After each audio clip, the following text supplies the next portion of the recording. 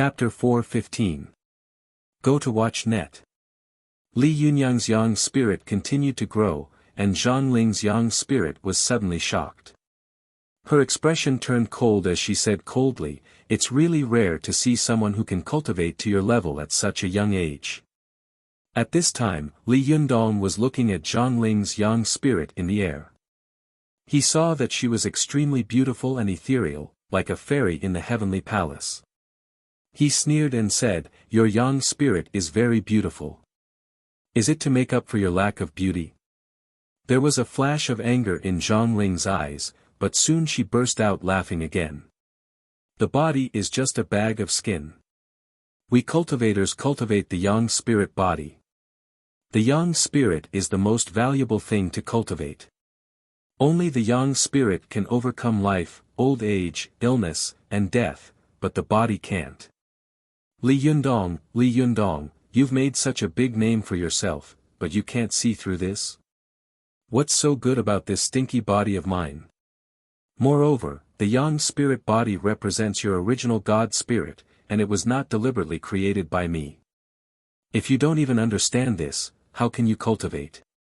Zhang Ling shouted, "My original deity is the fairy of the ninth heaven. Li Yundong, you are no match for me. Surrender." After saying that, Zhang Ling's quintessential essence surged and his body shook slightly. After a while, he split from one person to two, and then from 2 to 4. Watch net. 7 KOM. Li Yundong was shocked. He saw Zhang Ling's yang spirit attacking from all directions. It was difficult for his 2 fists to fight against 4 hands. For a moment it was difficult for him to defend himself and he was exhausted. "Damn it, what kind of spell is this? If you have the ability, fight me one-on-one." Li Yundong gritted his teeth and roared loudly. Zhang Ling controlled her 4 doppelgangers and beat Li Yundong until he had no room to fight back. She laughed and said, "Li Yundong, the Shentong magic of our Xingyi school is mysterious and can change at will. How can a beginner like you understand it?" He suddenly remembered that when he had just cultivated to the Yangshan phase and the Yangshan had left his body, he and Su Chan had been laughing and playing in the room. He had changed from a child to a teenager, and then to a young man. He had changed as he pleased. It could be said that he could become as big as he wanted, as long as his Jinchi could support it. At this moment, Li Yundong suddenly felt as if a door in his mind had been pushed open by someone, and he had entered a new world. Things that he hadn't understood in the past suddenly became clear to him. When Li Yundong first started cultivating, he had always felt that cultivation was very unreliable, because the purpose of cultivators was to get rid of old age, illness, and death. They wanted to jump out of the inevitable laws of nature and reach the realm of immortality.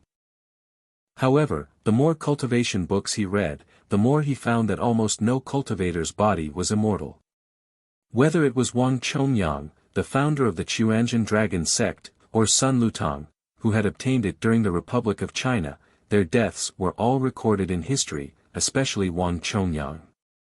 After his death, his body had been dug up and abandoned in the wilderness. In Li Yundong's opinion, since such a cultivator couldn't escape death, what was the use of cultivating?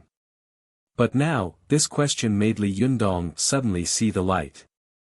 Although Zhang Ling had reprimanded Li Yundong just now, her words had revealed a secret of the cultivation world. The ultimate goal of cultivators was not to cultivate their bodies to the point of immortality, but to cultivate their yang spirit to the point of immortality. The physical body would die, but it was just a bag that carried the yang spirit, and the yang spirit was eternal. Li Yundong thought to himself, the yang spirit is a spirit body, and it can change at will. Since Zhang Ling can change into 4 and turn her yang spirit into the original God, why can't I? As soon as this thought came to mind, Li Yundong's yang spirit began to change obviously. A black aura came out of his body, making him look like he was surrounded by dark clouds. His skin was as dark as steel, and a red and black aura came out of his nostrils. Zhang Ling didn't know that her casual words had inadvertently made Li Yundong understand the Tao. She saw that Li Yundong's yang spirit suddenly became extremely ferocious, and two different auras came out of his nostrils. She was shocked and said coldly, "You really have cultivated the heavenly Jindan technique, and you have even cultivated to the 8th phase. It's really rare for someone to be able to cultivate to your level at such a young age. However, do you think you can deal with me at the 8th phase?" When Zhang Ling spoke, the 4 doppelgangers spoke at the same time. Their voices came from all directions, seeming to be extremely powerful and oppressive. The air around them was shaking constantly, as if the fairy of Jiutian was scolding them loudly. But as soon as Zhang Ling's voice fell, Li Yundong's yang spirit body made a crashing sound, and a human body grew out from one side of his shoulder, with an extra head and 2 arms. Then, another human body grew out from the other side, with another head and 2 arms. This time, Zhang Ling was shocked. She fixed her eyes on Li Yundong's yang spirit and said in shock, "Akalanatha. This is impossible. You are obviously a Taoist cultivator. How can your original God spirit transform into Akalanatha?" Li Yundong laughed and said, "Is there something you don't know? Watch me." After that, Li Yundong rushed toward one of Zhang Ling's doppelgangers like a black whirlwind. Zhang Ling was shocked and confused, and her combat strength was greatly reduced. This doppelganger was beaten back, and the other 3 doppelgangers shouted at the same time and rushed toward Li Yundong. The young spirits of the 2 men were fighting fiercely in mid-air, but their bodies were motionless in the shop of the Desanxian, like 2 stone statues. The customers in the store were all confused. They whispered to each other, "What's going on? Why didn't he move? That's right. What is young Master Li doing? Why is he stunned? Is there no way to get the cup back? I haven't seen him move at all. How can he know that he can't get it back without trying? Maybe he's thinking of a way." Lu Feier also whispered to Chao Kefi, "Sister Chao, what are they doing? Are they competing to see who can stare longer?" Chao Kefi glared at her and said, "Shut up." She was also secretly worried about Li Yundong, wondering if there was any way she could help him save some face if Li Yundong lost.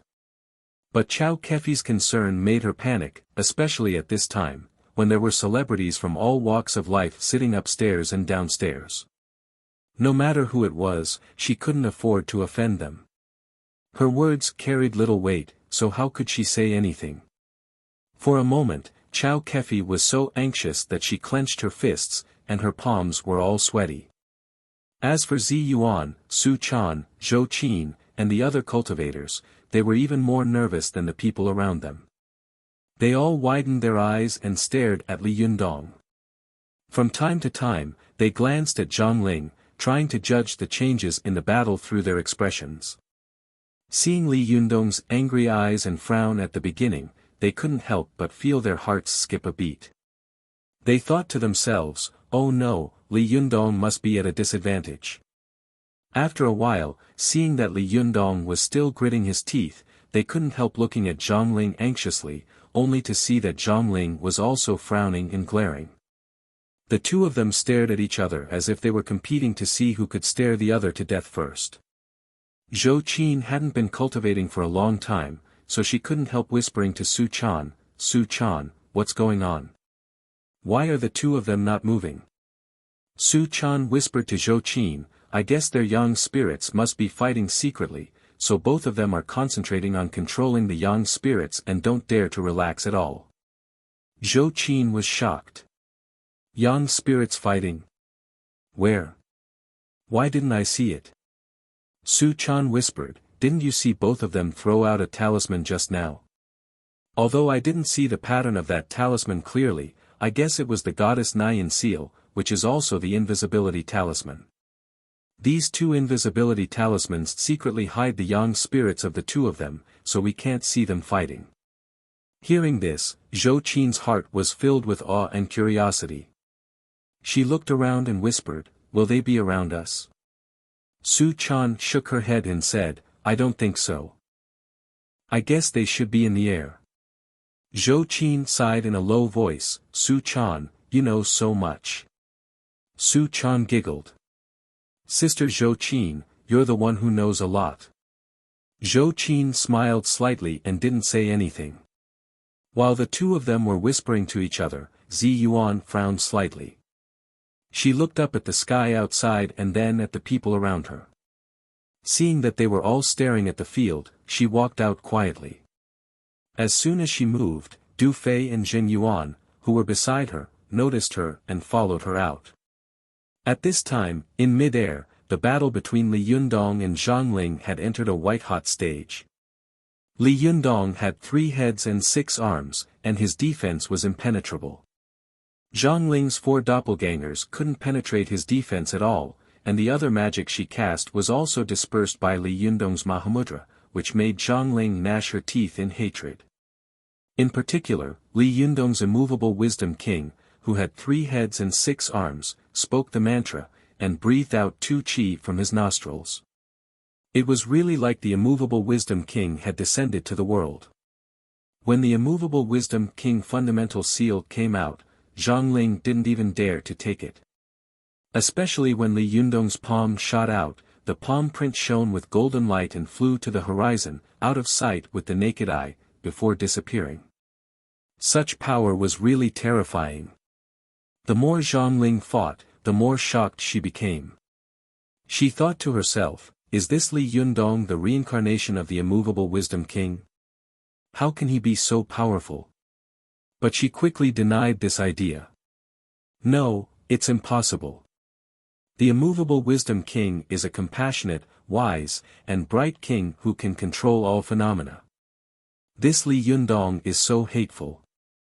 How can he be the reincarnation of the immovable Wisdom King? Li Yundong didn't know what Zhang Ling was thinking, but when he saw that Zhang Ling's offensive was getting weaker and weaker, he became more and more excited. The Jinqi all over his body was like a long river, surging endlessly. The Mahamudra from his 6 arms were like cannonballs, so Zhang Ling's 4 doppelgangers couldn't get close. At first, Zhang Ling wanted to rely on her flexible and agile skills to dodge the Mahamudra, thereby consuming Li Yundong's Jinqi. However, she saw that Li Yundong had made hundreds of Mahamudra in a row. Not only did his Jinqi not show any signs of exhaustion, but the Mahamudra was getting fiercer and fiercer, and his Jinqi was getting more and more vigorous. Zhang Ling complained in her heart. For a moment, she regretted fighting with Li Yundong in terms of Yang spirit. After cultivators cultivated to the top level of Yang spirit, it was difficult to separate their cultivation realms. In terms of realm, Zhang Ling and Li Yundong were both at the top level of Yang spirit. But in terms of Shintong and Kung Fu, she was far stronger than Li Yundong, especially in terms of Shintong and Taoist magic. However, Zhang Ling was best at the Shintong of earth fire. She could take out the true fire from the 9 earths to fight with her opponent. This was her most powerful Kung Fu, especially when she used her unique skill to take out the Samadhi true fire from the 9 earths. It was a terrifying magic that could burn everything, and even the mantra Mahamudra could not disperse it. However, she was now fighting with Li Yundong in mid-air, and there was no place for her to borrow strength. She couldn't even use the Shintong of earth fire, and her other magic had been dispersed by Li Yundong one by one. She couldn't do anything to him at all. Zhang Ling was gritting her teeth in hatred. Her mind was distracted, and suddenly one of the Yang spirits dodged a little slower and was caught by Li Yundong. Li Yundong's 6 arms grabbed Zhang Ling's doppelganger and pulled it hard, immediately tearing it apart.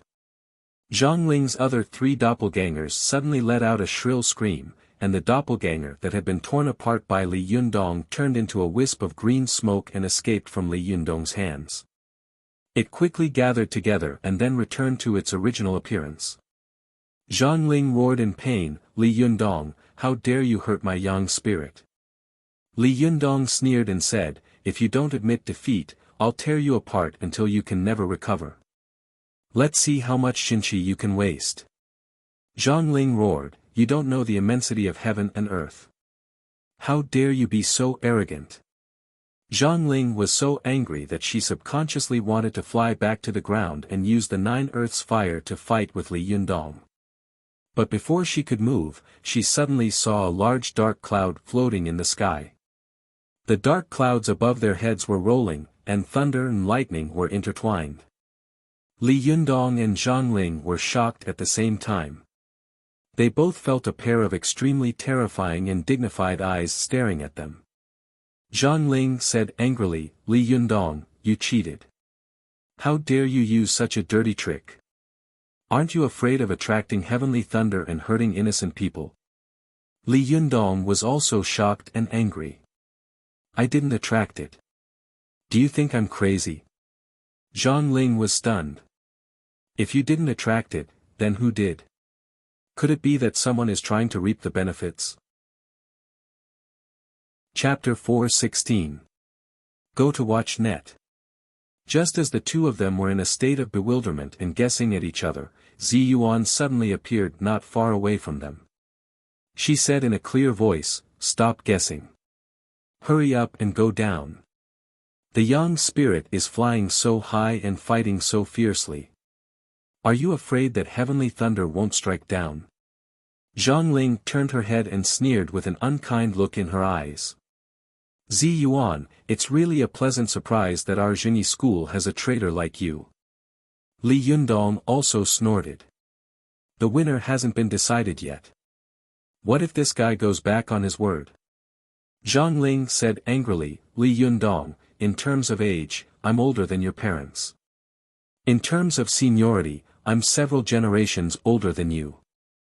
How dare you humiliate me like this?" Li Yundong also said angrily, "Since you are older, why did you allow your disciple to provoke and humiliate Zi Yuan again and again? Is this how you righteous sects do things? Come, come, come. We won't rest until we determine a victor today. Let's see if the heavenly lightning strikes you or me." Zhang Ling was extremely angry. She was about to fight with him again when she saw Zhou Ping, Du Fei, Jing Yuan, and the others flying up. Watch net. 7 KOM.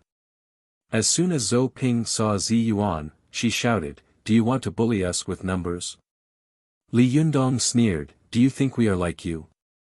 Zhou Ping was so angry that she was about to refute.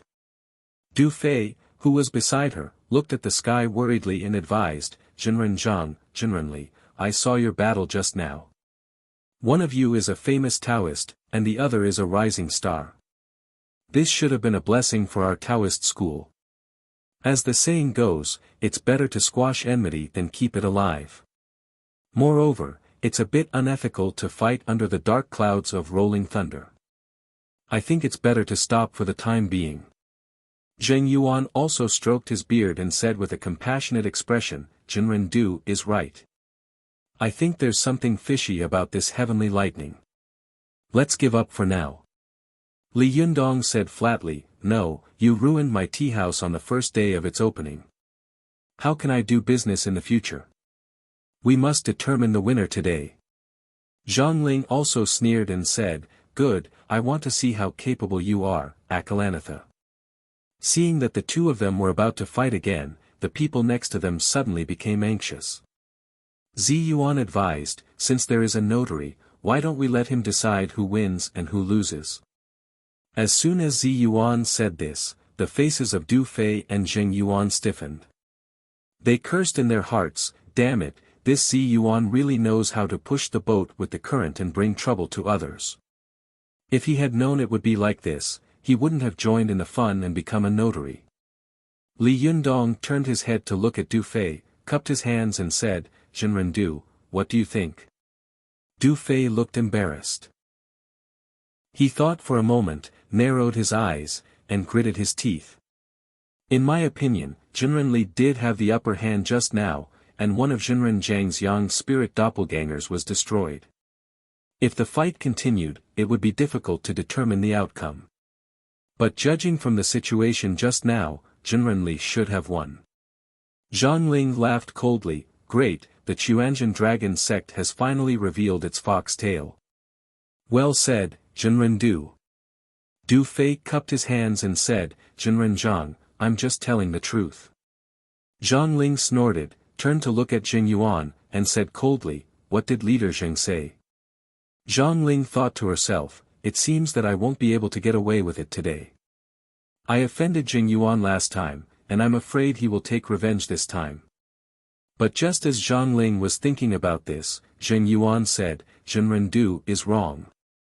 Since it's a battle of methods, how can the outcome be decided by temporary gains and losses? In my opinion, if the fight continues like this, Zhenren Zhang will definitely be able to reverse the situation with her profound cultivation foundation and various Shintong Taoist magic. So in my opinion, Zhenren Zhang should have won, because her cultivation skills are higher than Zhenren Li's. Hearing this, Zhang Ling was both surprised and happy. She thought to herself, did Jing Yuan not care about the past? Was I wrong about him? Li Yundong was angry in his heart. He sneered and said, Jing Yuan, I haven't settled the score with you last time. Do you want to die? A glimmer of light flashed in Jing Yuan's eyes. His face didn't change. He slowly stroked his beard and said, Zhenren, what do you mean? I don't understand. I'm just speaking frankly. You can ask the others. In terms of cultivation, who is higher? You or Zhenren Zhang? Li Yundong said angrily, will the one with a higher cultivation win? In that case, it shouldn't have been Wu Hao and LV Fengping who died at the foot of the Himalayas, but me.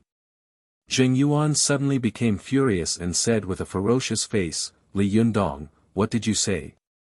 Li Yundong's words had pierced Jing Yuan's heart.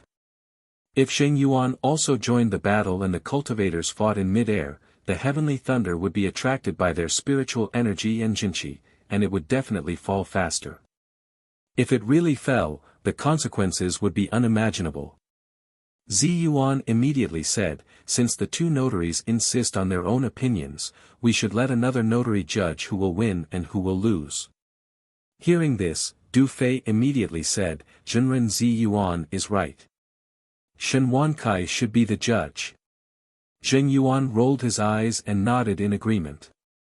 Zhang Ling sneered and said, he is just a mortal and can't see us fighting. How can he judge the outcome?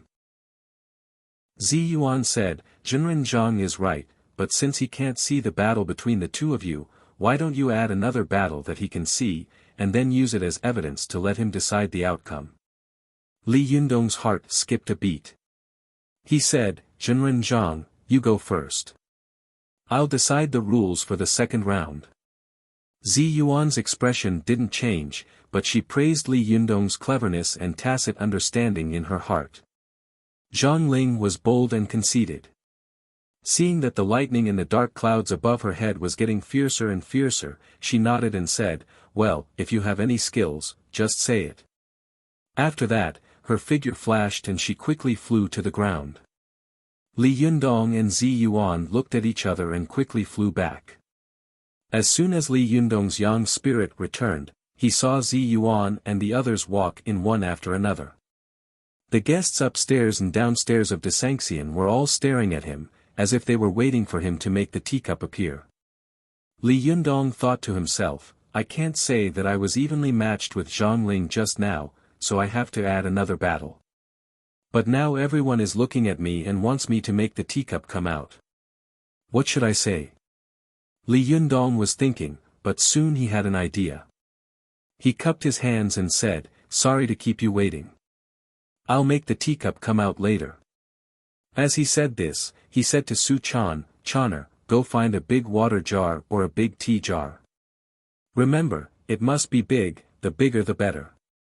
Su Chan rolled her eyes. Although she didn't know what Li Yundong was going to do, she was very clever and said, it just so happens that I bought a big tea jar before. It happens to come in handy today. As she said this, she ran into the storage room and came out with a tea jar in one hand. Everyone looked at it curiously and was shocked. They saw that the tea jar in Su Chan's hand was as thick as the waists of two strong men, and it reached Su Chan's waist. It was more than 1 meter high. They laughed in surprise and said, how is this a tea jar? This is clearly a rice jar. It's strange. How could there be such a big jar in this tea shop? Su Chan carried the tea jar to the field and put it down easily. The tea jar fell to the ground with a muffled thud. Only then did everyone realize that the tea jar was extremely heavy. They immediately looked at Su Chan in surprise and thought to themselves, how could such a beautiful and lovely girl be so strong? How could she pick up such a big water jar with one hand? It's fine that there are so many beautiful women in Desanxian, but all of them have unique skills. It's amazing, really amazing. When Li Yundong saw the water jar, he nodded to Su Chan and said, "Go fill the tea jar with water." Su Chan sighed and turned to go into the back room. Zhou Qin, who was beside her, also said, "I'll go help too." As soon as she moved, Chao Kefi, who had been watching the field eagerly, also said, "I'll go too." Lu Feier rolled her eyes and followed her with a smile. After the beauties entered the back room, Su Chan looked back curiously and asked, "Why are there so many people here? I can do it alone." Zhou Qin smiled and said, "Well, you're the only one in the limelight. Can't I help master a little?" Su Chan giggled and said, "Sister Zhou Qin, help me carry 2 buckets of water later." Chao Kefi and Lu Feier didn't have time to look at the back room of Desanxian. They saw Su Chan and Zhou Qin each fill 2 buckets of water, and then walk out while talking and laughing. The buckets in their hands were deep and thick, and they were probably 20 or 30 kilograms full of water. However, the 2 of them lifted them as if they were light. Moreover, the water in the buckets didn't ripple, and not a single drop was spilled. Chao Kefi and Lu Feier were amazed. Chao Kefi winked at Lu Feier and said in a low voice, "Did you see that? They are masters, aren't they?" Lu Feier nodded and looked at Su Chan and Zhou Qin in admiration. She whispered, "Look, they are so slim and weak. I didn't expect them to be so strong." Chao Kefi said in a low voice, "This is not just about strength. Look at their buckets full. They walk so fast without spilling any water. This is Kung Fu." Lu Feier exclaimed, "I really don't know how they learned it." Chao Kefi smiled and said, "Didn't you hear Zhou Qin say that she learned it from her master?" Lu Feier asked curiously, "Who is her master?" Chao Kefi laughed and said, "You are a star. How can your observation skills be so poor? Didn't you see that when Zhou Qin talked to Li Yundong, she called him master? Of course, her master is Li Yundong." Lu Feier blinked her eyes and said, "No way. How old is he? He should be about the same age as me, right?" Chao Kefi smiled and said, "There is no age difference in learning. Those who are capable can be teachers. The disciple is a master, and the master is definitely not inferior. Just watch." Lu Feier made a face and said, "Humph, I'd like to see what he's going to do with such a tank of water and how he's going to change the cup back." Chapter 4:17. Go to Watch Network. At this time, the guests upstairs and downstairs of Desanxian saw Su Chan and Zhou Qin come out with 2 large buckets and fill the huge teapot at once. Go to Kanwan. 7 K.O.M. Li Yundong stood next to the water jar and said in a clear voice, "Everyone, watch carefully." Just now, Zhang Ling performed a little trick of making the cup in the teapot disappear without getting close to it. Now I will show you a little trick of sucking up all the water in the teapot without touching it. Shen Wankai smiled and said, "Child Li, this trick of yours has nothing to do with making a teacup. Even if you can drink it all, how can you make the teacup appear?" Li Yundong chuckled and said, "Don't worry, Mr. Shen. After I finish drinking the water in the teapot, it will be Zhang Ling's turn.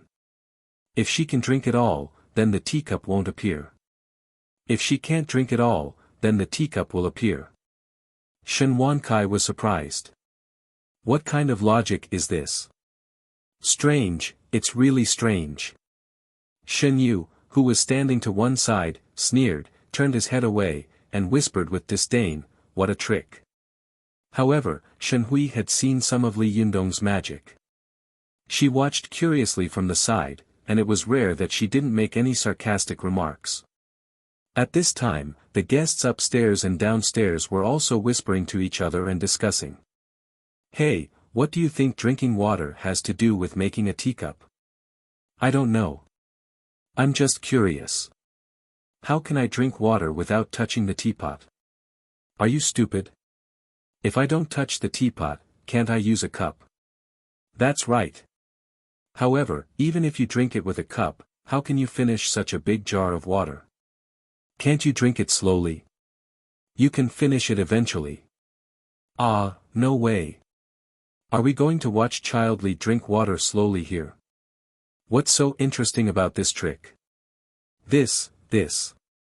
"Hey, why are you so serious with me? Just watch what Child Lee does."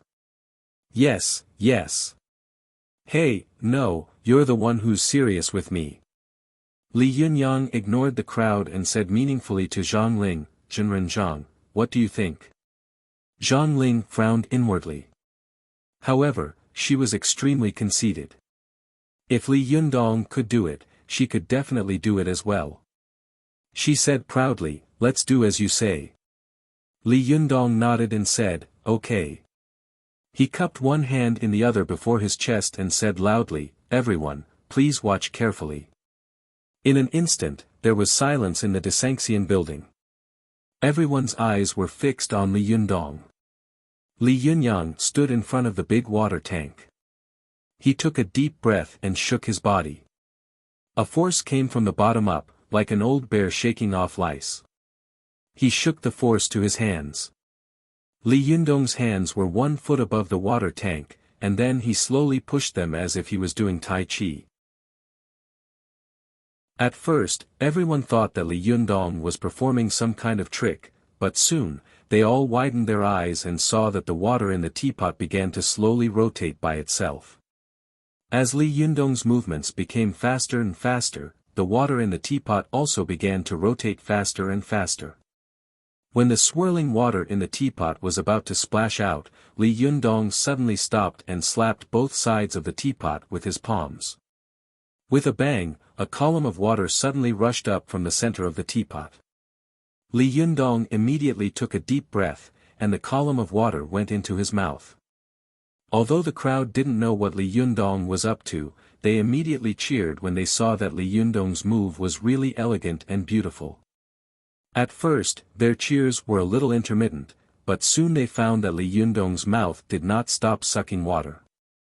The water in the water tank was rapidly decreasing, and in a short time, the water level had dropped by 2 fingers. Li Yundong's breath seemed to be extremely long, and he had been sucking for a minute without stopping.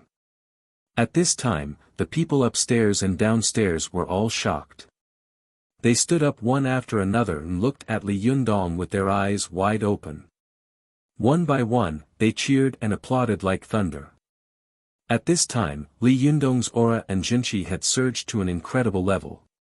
White steam was rising from the top of his head, and his clothes were fluttering without any wind. He was like an immortal descending to the world. The crowd watched for a while. 2 minutes later, Li Yundong's breath was still not stopped, and he had already sucked half of the water in the water tank. At this time, they were all so shocked that they even forgot to applaud and cheer. They just looked at Li Yundong with their mouths agape and thought, is he still human? How did he do it? His mouth is more than 2 feet away from the water tank. How did he suck the water up? How could he breathe for so long without stopping? This half a tank of water should be at least 20 liters. How could he suck it all in one breath? Can he drink it? At this time, the expressions of Zhou Ping and Zhang Ling also changed slightly, and they looked at Li Yundong in horror. As cultivators, they naturally knew that Li Yundong was relying on his incomparably powerful and condensed Jinqi to absorb the water in the tank in the air. It was not difficult to do this, but it was difficult to hold on for such a long time. Seeing her master's ugly expression, Zhou Ping forced a smile and said, he won't be able to hold on for long. Zhang Ling snorted and didn't say anything. But another minute passed, and Li Yundong's breath was still there. At this time, everyone looked at Li Yundong and felt that he should have suffocated to death, but Li Yundong was still sucking the water in the tank. This made everyone have an illusion that the person in front of them was not a person, but a divine dragon that had descended from the ninth heaven. At this time, everyone upstairs and downstairs of Desanxian was shocked. Not only had they never seen anyone who could absorb water in the air, but they had also seen someone who could drink more than half of a vat of water in one breath. Moreover, even if they did not do these two things, they had never heard of anyone who could take a breath for 2 minutes without stopping. In the eyes of ordinary people, Li Yundong's continuous breathing for 2 minutes was simply not something that a human could do. No matter how large a person's lung capacity was, it was absolutely impossible for it to be so large. But they didn't know that at this time, Li Yundong's external qi had long been cut off, and it was the internal qi in his body that supported him. As the saying goes, when the mortal breath stops, the Jinqi rises, and it seems to exist unintentionally. It was his powerful Niden that was driving Li Yundong's qi. The Niden in his body was rotating at an astonishing speed, thus driving the Jinqi in his body to flow out continuously. Most people's Niden belonged to the fire attribute, but Li Yundong's Niden had been refined by the power of thunder and lightning when he had built the Zhuji phase in the Himalayas. It was born with the attribute of thunder and lightning, so it could be called a thunder-fire Niden. Thunder originated from water, and fire could quickly evaporate and dissolve water into steam. Therefore, the water that Li Yundong had absorbed into his body was quickly dissolved by his Niden into a large amount of water vapor, which then evaporated from the Baihui acupoint on the top of his head. After another minute, the water tank was about to be bottomed out. Everyone saw white steam rising from the top of Li Yundong's head. A white line rushed straight to the roof and quickly spread out and rolled, like 3 mist flowers. It was as if 3 flowers had gathered above one's head. In the mist, Li Yundong's clothes and black hair fluttered without any wind. He was really like an immortal with great magical power, which was awe-inspiring. After an unknown period of time, Li Yundong suddenly sucked up the last drop of water in the water tank. Only then did everyone let out a sigh of relief. It was as if the past few minutes had been as long as centuries. They all looked at Li Yundong in a daze and couldn't say a word, as if what had just happened had exceeded their imagination. The shop of Desanxian was so silent that one could hear a pin drop. Li Yundong didn't touch the tank and sucked up all the water in it. His stomach didn't bulge, and his body didn't look cumbersome or heavy at all. He lifted the water tank with one hand and turned it upside down. Then he turned it around and showed it to the people around him, showing them that there was no drop of water left in the tank. At this time, people seemed to wake up from a dream and let out an earth-shattering cheer. The sound almost lifted the roof. The celebrities sitting on the second floor were so excited that they applauded like thunder. They whispered to each other, "This is incredible. This is not a trick. This is obviously an immortal. Immortal, this is definitely an immortal." Someone else shouted, "Immortally, one more." Lu Feier was so excited that her little hands turned red, but she didn't know it. Chao Kefi was still able to control herself. She applauded elegantly and politely, but her elbow was hitting Lu Feier hard, and she kept saying, "How is it? Is it a master? Is it a master?" Lu Feier admired Li Yundong to the extreme in her heart and kept applauding, but she was a little unconvinced by Chao Kefi and said, "The teacup hasn't come out yet." Yi Mengfan looked at Li Yundong strangely, and from time to time, she looked at Shen Wankai, Shen Yu, and Shen Hui, who were so shocked that they couldn't speak. There was a thoughtful look in her eyes. Su Chan, Zi Yuan, Zhou Qin, and the others also looked at each other with strong joy and admiration in their eyes. They were all knowledgeable people, and they knew how terrifying it was for Li Yundong to be able to do this. Not only them, but even Zheng Yuan and Du Fei looked at Li Yundong with a complicated look on their faces. Ding Nan also looked at Li Yundong in shock, and there was a strong sense of worship and admiration in her eyes. Although Zhou Ping had seen Li Yundong's ability several times, Li Yundong's move today made her hair stand on end. She naturally knew how strong and condensed Jinshi was to be able to do this. How terrifying and powerful was his Niden to be able to break down so much water in an instant. Zhou Ping glanced at her master uneasily, only to see Zhang Ling staring at Li Yundong with an extremely ugly expression. She didn't say a word. After a long time, she narrowed her eyes slightly, as if she had made a major decision. Li Yundong turned around to let everyone see that there was indeed no water left in the water jar. He turned around and was about to speak to Zhang Ling, but suddenly, a teacup fell from the air.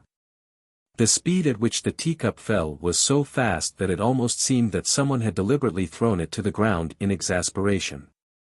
Li Yundong was quick to react. His body spun like a top, and he put the teacup on the ground with one hand. He lowered his other hand, like a monkey fishing for the moon.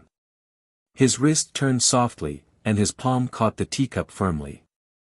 Everyone saw a flash of white light, and an object shaped like a teacup quickly fell from midair.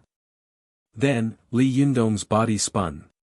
When he stood up again, he was holding a teacup in one hand and standing proudly with the other behind his back. Li Yundong said loudly, "Everyone, please look. I've changed the teacup back." At this moment, everyone felt as if they were watching a Hollywood blockbuster.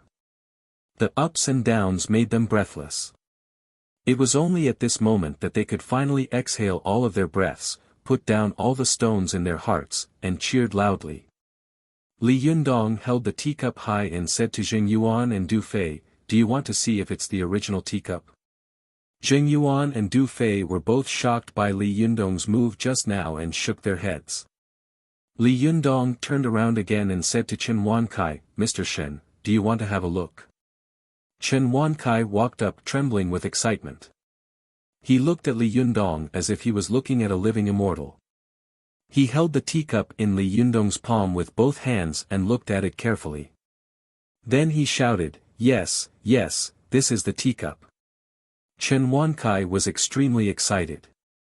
He gave a thumbs up and said loudly, "I, Chen Wankai, have traveled all over the world and seen countless strange people, but Child Li, you are the most powerful one I have ever seen. I, Chen Wankai, am convinced." At this time, the outcome of the battle was self-evident. Zhang Ling snorted coldly. She knew that she didn't have such a long Jinshi aura. Unless she used magic, she couldn't absorb water with Jinshi like Li Yundong did. Her face was ugly, and she walked out without saying a word. Seeing that the situation was not good, Zhou Ping immediately followed her out. When they left, Zhao Yuzhen of the tea house of Zhao had already been helped up by the beautiful women in Chongsam, but he was still standing there like a stone statue. Before Zhou Ping left, she glanced at her and secretly cursed in her heart, "If it weren't for the fact that this useless thing is so incompetent, why would we have to force our way out?" Humph. When the two of them left the Desanxian shop, they could still hear the people inside cheering loudly, especially the cheers of Li Yundong's classmates. Zhang Ling felt that these voices were extremely harsh. She said to Zhou Ping with a livid face, "No matter what means you use, you have to find a way to get the heavenly Jindan technique for me." Zhou Ping was stunned for a moment.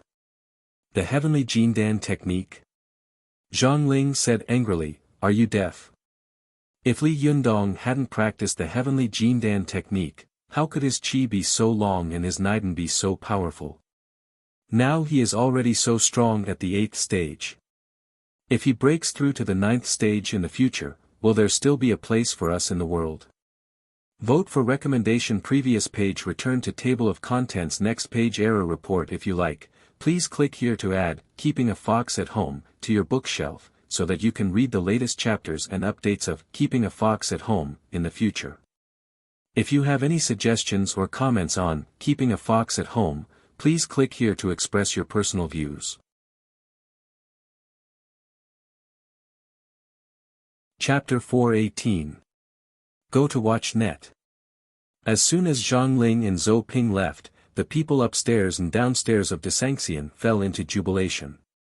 Zheng Yuan, who had been against Li Yundong before, also cupped his hands and said to Li Yundong with a smile on his face, "Congratulations on the successful opening of Zhenren Li's tea house."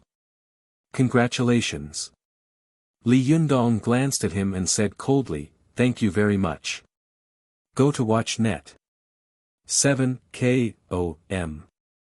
At this time, Ding Nan also said to Li Yundong with mixed feelings, "Li Yundong, I know you have some opinions about me, but no matter what, we used to be classmates. For the sake of our former classmates, I wish you a prosperous business and a lot of money."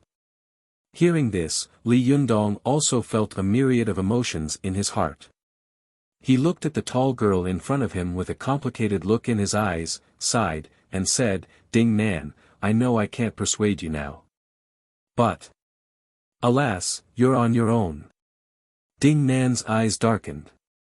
She lowered her head, as if she didn't want Li Yundong to see the feelings in her eyes. She said in a low voice, "Then I'll go first." After that, she walked away quickly. Zheng Yuan narrowed his eyes slightly and said to Li Yundong meaningfully, "Zhenren Li, your relationship with my beloved disciple is quite good?" Although Li Yundong didn't know why Ding Nan had become Zheng Yuan's disciple, he guessed that there must be some secret reasons. He also knew that Zheng Yuan was a cunning and ruthless person, so he deliberately said vaguely, "There is no hatred in this world that can't be let go, and there is no grievance that can't be solved. What's more, your disciple has a good relationship with me in the past. What's wrong? Leader Zheng, is there something you can't figure out?" Zheng Yuan said with a fake smile, "It's nothing, Zhenren Li. The Taoist assembly will be held in a month. We'll meet again." After that, he cupped his hands and left with a flick of his sleeves. For a moment, Ding Nan couldn't help showing her true feelings in front of Li Yundong, but after she left, she secretly regretted it. She was very clear about Zheng Yuan's thoughts and means. If she revealed a flaw and let him know that she was not LV Fengping, she would definitely die. Ding Nan didn't go far before she stopped. When Zheng Yuan came up to her, she whispered, "Master, I'm sorry." Zheng Yuan put his hands behind his back and said lightly, "Oh. Where did that come from?" Ding Nan said in a low voice, "I know you will overthink what I said just now, Master, but I have no choice." Zheng Yuan said indifferently, "Oh." Ding Nan said with tears in her eyes, "Master, you've seen it. This Li Yundong is too strong. I really don't dare to hope that I can succeed in my revenge. I just hope that you won't have any enmity with him in the future. If this strong man comes and kills you again, then I will have no one to rely on in this world."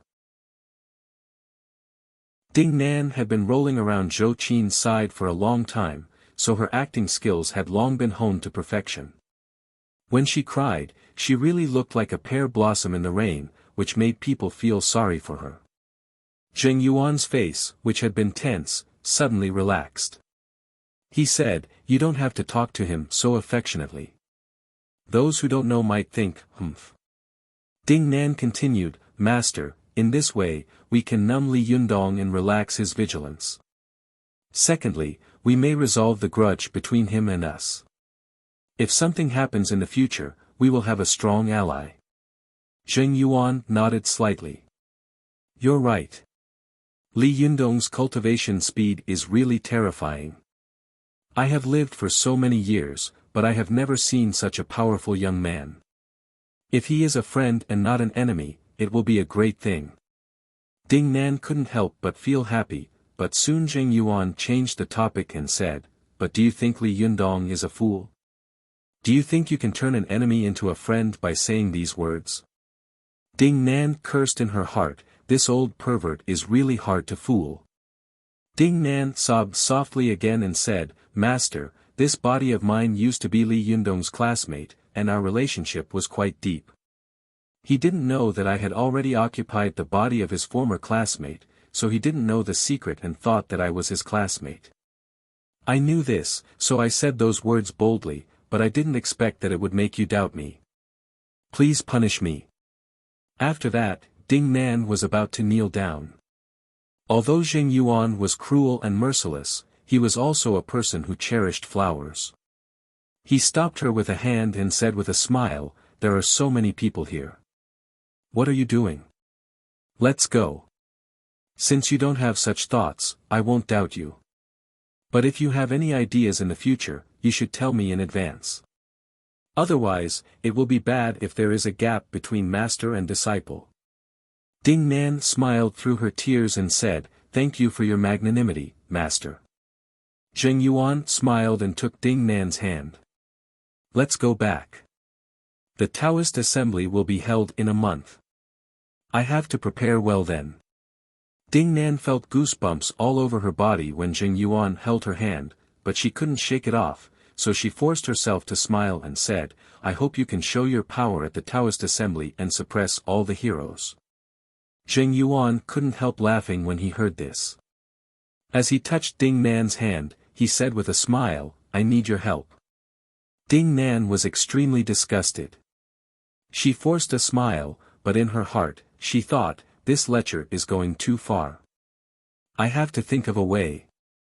Although Zheng Yuan's face was also full of smiles, there was still a trace of doubt in his heart. "Pinger has been a little strange since she took possession of me. Although she said that today, I still feel that it's a little strange. No, I have to test her again when I have a chance in the future." The two of them talked and laughed happily along the way, but in secret, they had their own thoughts and ulterior motives. In De Sanxian's shop, Li Yundong suddenly became the focus of everyone's attention. The reason why many celebrities from all walks of life had come to attend the opening ceremony of this small tea-house was all for the sake of the Zhou family. If the Zhou family had not recovered, Zhou Qin would not have been able to ask these people to come even if she had knocked her head. But now that the Zhou family had made a comeback, these people had come uninvited. In the officialdom, there was nothing more hypocritical than this. At the beginning, many of them had subconsciously regarded Li Yundong as half a son-in-law of the Zhou family. Therefore, although they were polite, they had never thought in their hearts, "This lucky guy has climbed up a high branch, a guy who lives off women," and so on. But now it seemed that they were all looking at Li Yundong with new eyes and were shocked.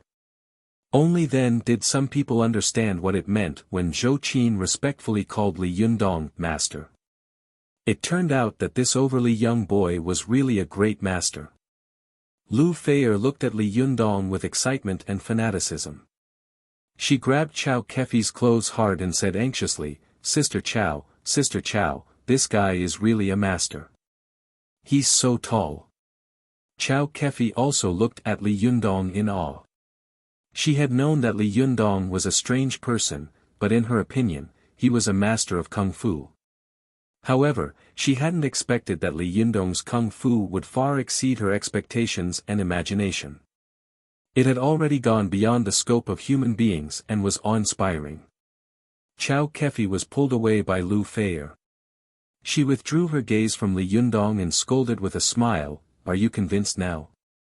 Lu Feier nodded her head like a chicken pecking rice. I'm convinced." "How did he do it?"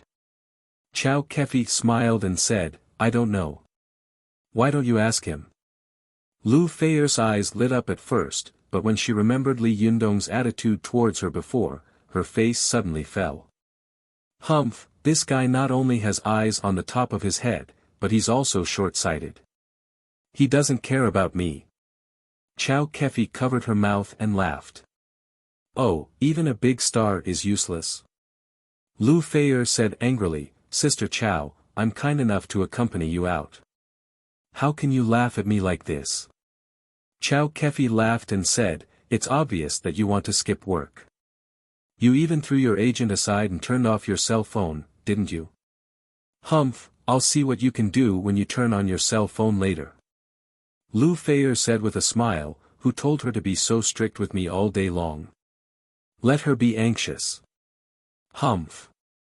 But, Sister Chao, you can't do this. At least let me figure out what's going on. Otherwise, I won't be able to sleep tonight." Chao Kefi snorted and said, "I can't help it. Although he is young, he has a lot of ideas in his mind. Didn't you see that I was frantically looking for him a while ago? This heartless thing actually disappeared without saying a word. It's useless to beg such a person. Lu Feier looked disappointed. Ah. If I had known this would happen, I might as well not have come. Isn't he just trying to make me depressed? Yin Mengfan, who was standing to one side, suddenly smiled and said, Lu Feier, don't worry. I guess my uncle will ask Li Yundong to be Shen Yu and Shen Hui's teacher in a while. Chao Kefi asked curiously, how do you know? Yin Mengfan looked at Shen Hui, then turned her head to Chao Kefi and said with a smile, Shen Hui secretly told me that the old master wanted to invite Zi Yuan and Li Yundong to be Shen Yu and Shen Hui's family teachers. I think the old master brought them both here today. It's very likely that he wants to worship them in public. Lu Feier couldn't help but interrupt, what does that have to do with me? Yin Mengfan said with a smile, Shen Hui and Shen Yu are both your fans. If Li Yundong accepts them as students, you can save the country in a roundabout way and find out what's going on from the two of them. Lu Feier laughed and said, that's a good idea. But will Li Yundong accept them as disciples? Chao Kefi smiled and said, I think so. Old Master Shen has a lot of influence.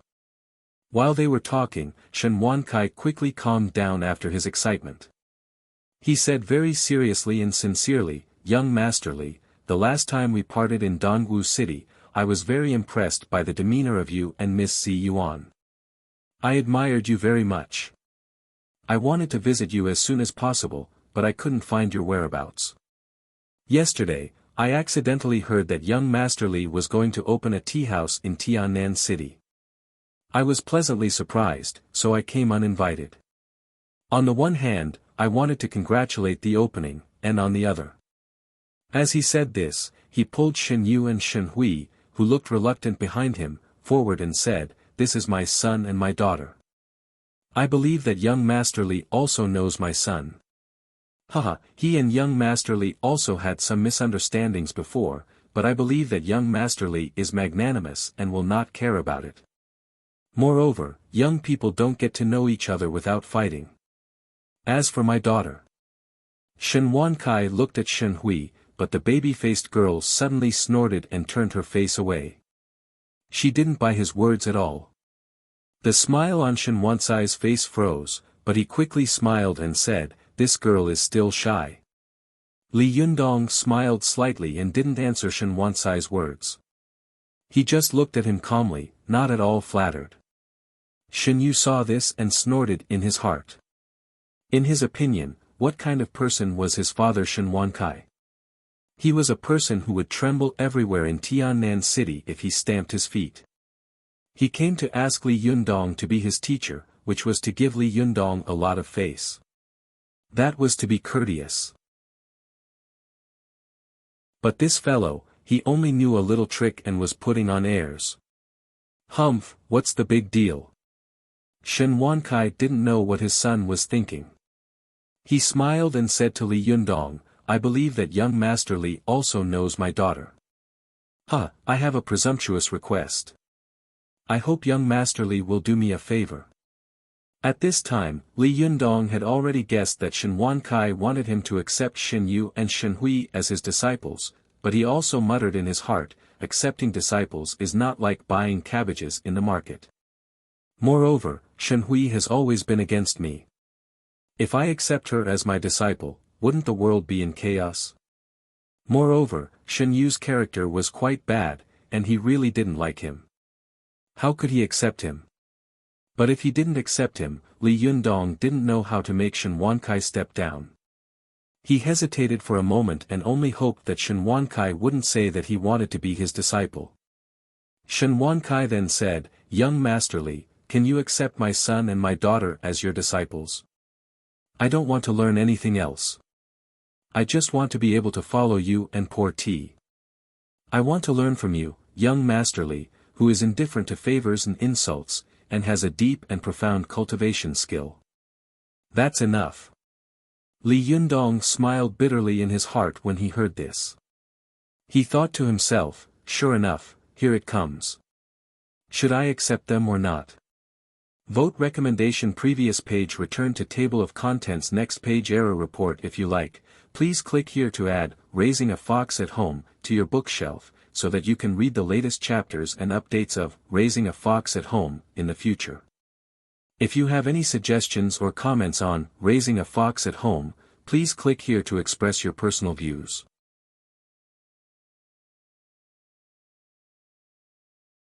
Chapter 419. Go to watch net. As soon as Shen Wankai said this, the people upstairs and downstairs of Desanxian immediately quieted down.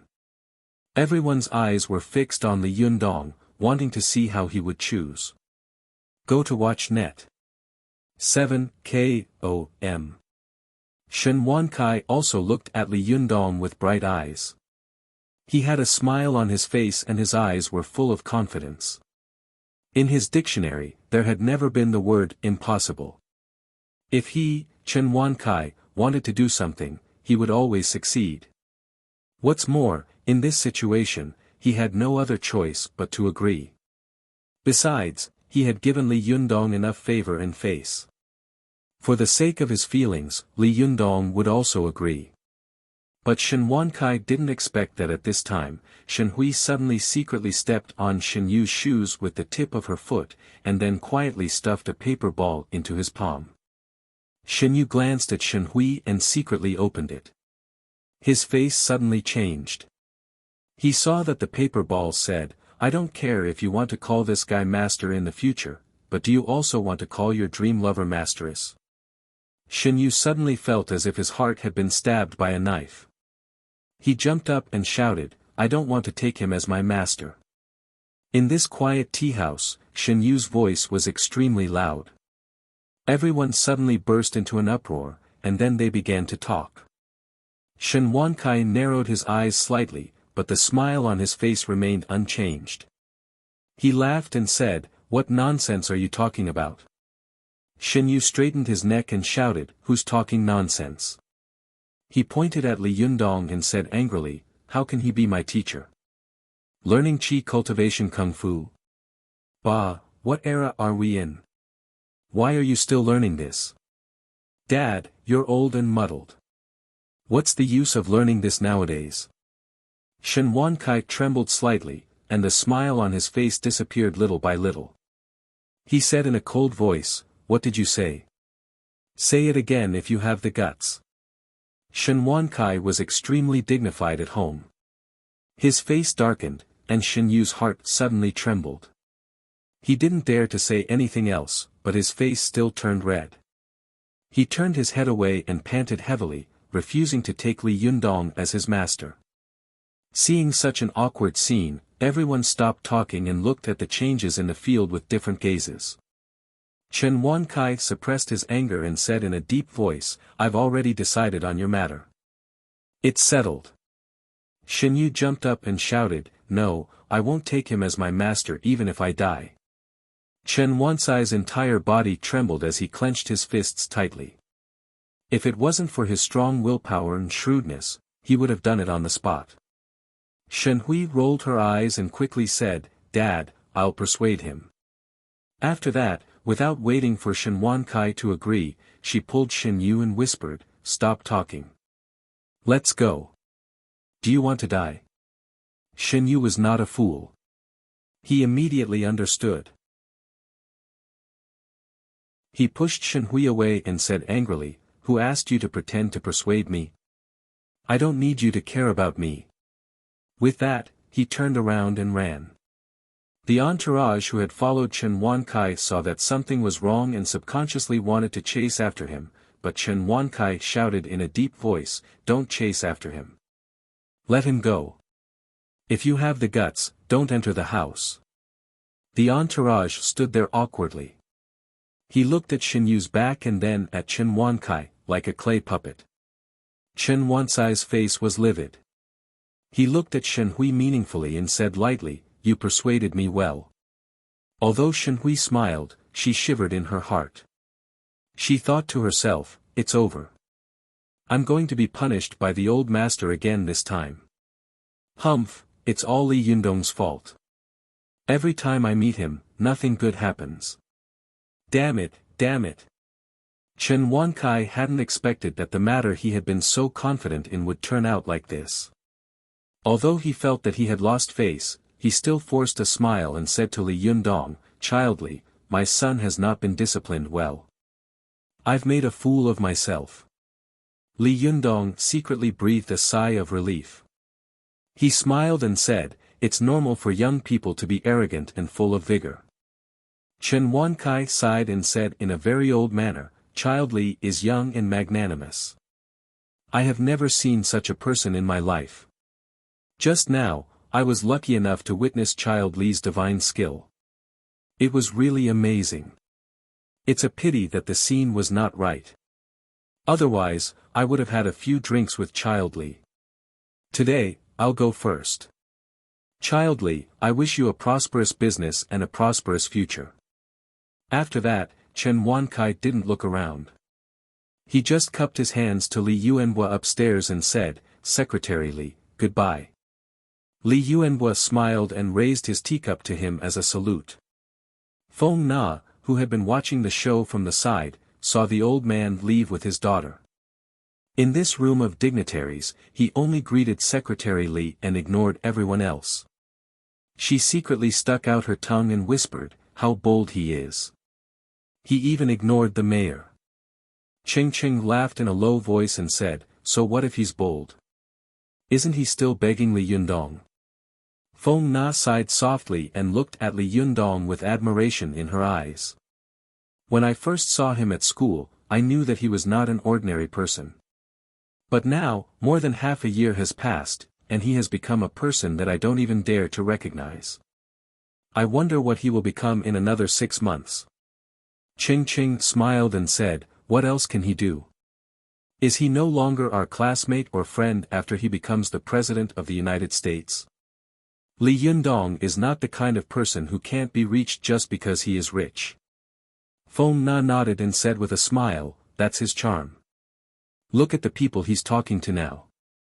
You can see that his realm has made us look up to him, but he still doesn't put on any airs and jokes when he wants to." The two of them whispered. At this time, Li Yuanhua, who was upstairs, looked at his watch, then got up and said with a smile, "It's getting late. Today, I've broadened my horizons and watched a good show. This trip was really worth it. I'll go first." As soon as he moved, the guests upstairs all got up to see him off. Li Yuanhua came downstairs, shook hands with Li Yundong, and said with a smile, "Xiao Li, your kung fu is a bit shocking. How did you practice it?"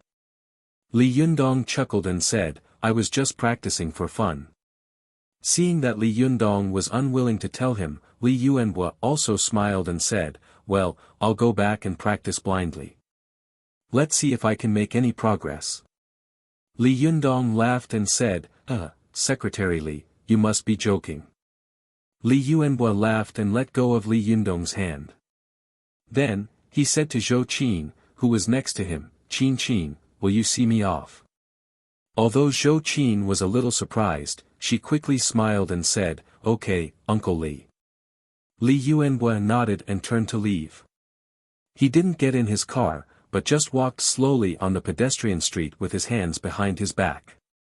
Seeing that he wasn't getting in the car, the driver who had come with him had to drive slowly behind him.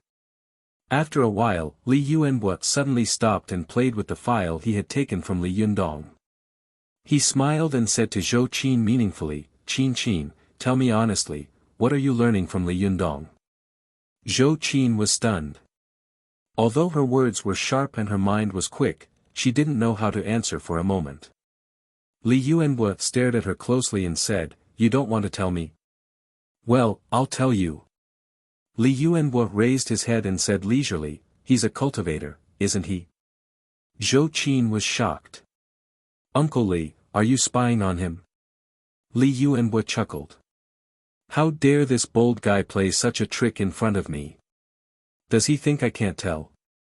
Zhou Qin asked nervously, "Uncle Li, in fact, Li Yundong is not what you think. Li Yuanwu didn't wait for her to finish. He raised his hand and interrupted her, saying, "Don't be nervous.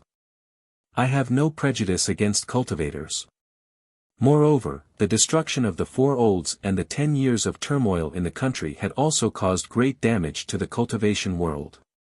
The older generation felt very apologetic, so they had turned a blind eye to the development of the cultivation world over the years. But you have to tell him not to cross the line by playing with fire.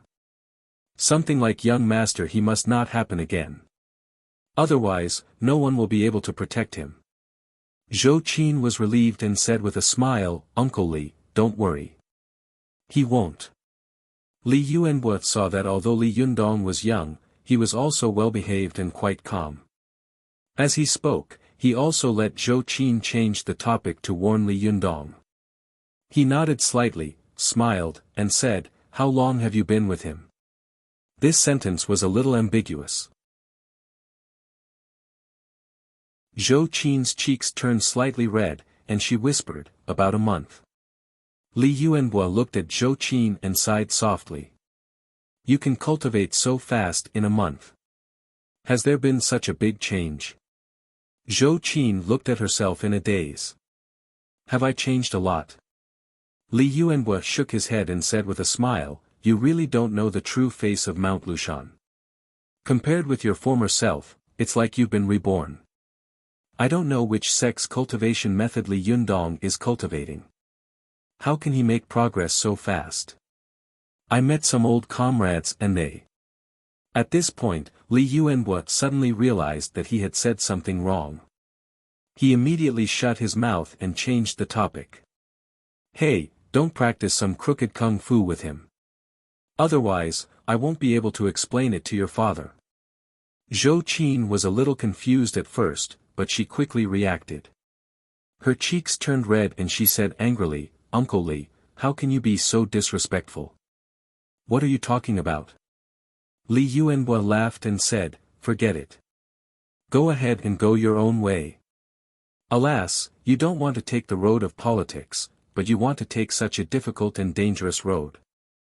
Zhou Qin smiled sweetly and said, "Uncle Li, as the saying goes, infinite glory lies in the dangerous peak. Moreover, cultivation is the most inspirational thing in the world. There are not so many troubles of intrigue and deception.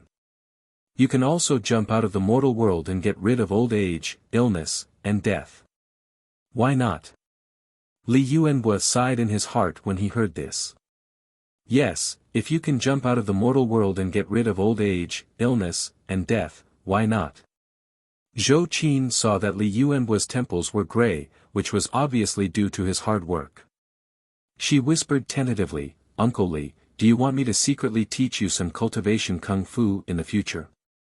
When Li Yuanwu heard this, he immediately waved his hand and said, No, there are rules in the system. We are atheists. You can't hurt me. Anyone who has anything to do with these things will be removed. Those who have anything to do with cultivation are all nominal positions. If people like us have anything to do with it, we will die." Zhou Qin sighed and said, "What is this? You might as well not be an official." Li Yuanwu laughed and sighed. "It's easy to go up the mountain, but it's difficult to go down. When you climb to a certain height, it's not up to you to decide whether you can go down or not. Forget it, it's getting late. I should go back." As he said this, he turned and walked to his car. Zhou Qin looked at his old back and suddenly asked, "Uncle Li, if you had to choose from the beginning, which path would you choose?" Li Yuanwu stopped and was silent for a while. He turned around and said with a smile, "The affairs of the mortal world are in chaos. How can I be at ease? Envy is returned to herding horses to the southern mountain." After that, Li Yuanwu turned around and left laughing. Zhou Qin chewed over the words "envy is returned to herding horses to the southern mountain" over and over again. For a moment, she was a little stunned. She thought to herself, it turns out that a high-ranking official like Uncle Li also envies me very much in his heart. Happy New Year, children.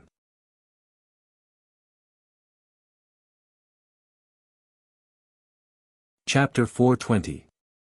Go to watch net. When Li Yuan's car was far away, Zhou Qin came to her senses and slowly walked back. Watch net. 7 km. At this time, most of the guests in Desanxian had left. Li Yundong saw that the students who had come to support him had all left. At this time, there were only the people from the Fox Zen School, Zi Yuan, and the others left in the store. Feng Na, Ching Cheng, Chao Kefi, Lu Feier, and Yin Meng Fan, who had stayed for the time being. There were more than a dozen people in total. Although the number of people wasn't small, it was much quieter compared to the situation where the upper and lower floors were filled with people. Li Yundong looked around and saw that after everyone had left, there were leftover fruit peels and shells everywhere on the ground. The teacups on the tea table were messy, and the scene was a mess. Li Yundong clapped his hands to attract everyone's attention. He smiled and said, "Well, the opening ceremony is finally over. Let's clean up later. Maybe there will be more guests coming later." After he finished speaking, Zi Yuan took the lead to clean up the teacups on the table. As soon as she moved, Wan Hongling followed suit. Su Chan also followed suit. Then, everyone in the Fox Zen School began to move. Feng Na and Ching Ching smiled and said, "Let's help too." At this time, only Chao Kefi, Yin Meng Fan, and Lu Feier were left sitting at the table with nothing to do. Chao Kefi said awkwardly, "I'll help too." Li Yundong smiled and said, "Forget it, President Chao. Just sit down. You are a guest. How can you be so busy?" Chao Kefi smiled and didn't insist. Lu Feier, who was standing to one side, had been curiously looking at Li Yunyang's belly. Finally, she couldn't help but ask, immortally, "Can I ask you a question?" Li Yundong smiled and said, "Okay, but if you ask me where I hid the jar of water, then you'd better not speak." Lu Feier's thoughts were exposed. She immediately said angrily, "You're so annoying. How do you know what I'm going to ask?" Li Yundong laughed heartily. "You've been staring at my stomach all this time. If I still don't understand, then wouldn't I be stupid? Besides, you call me immortal.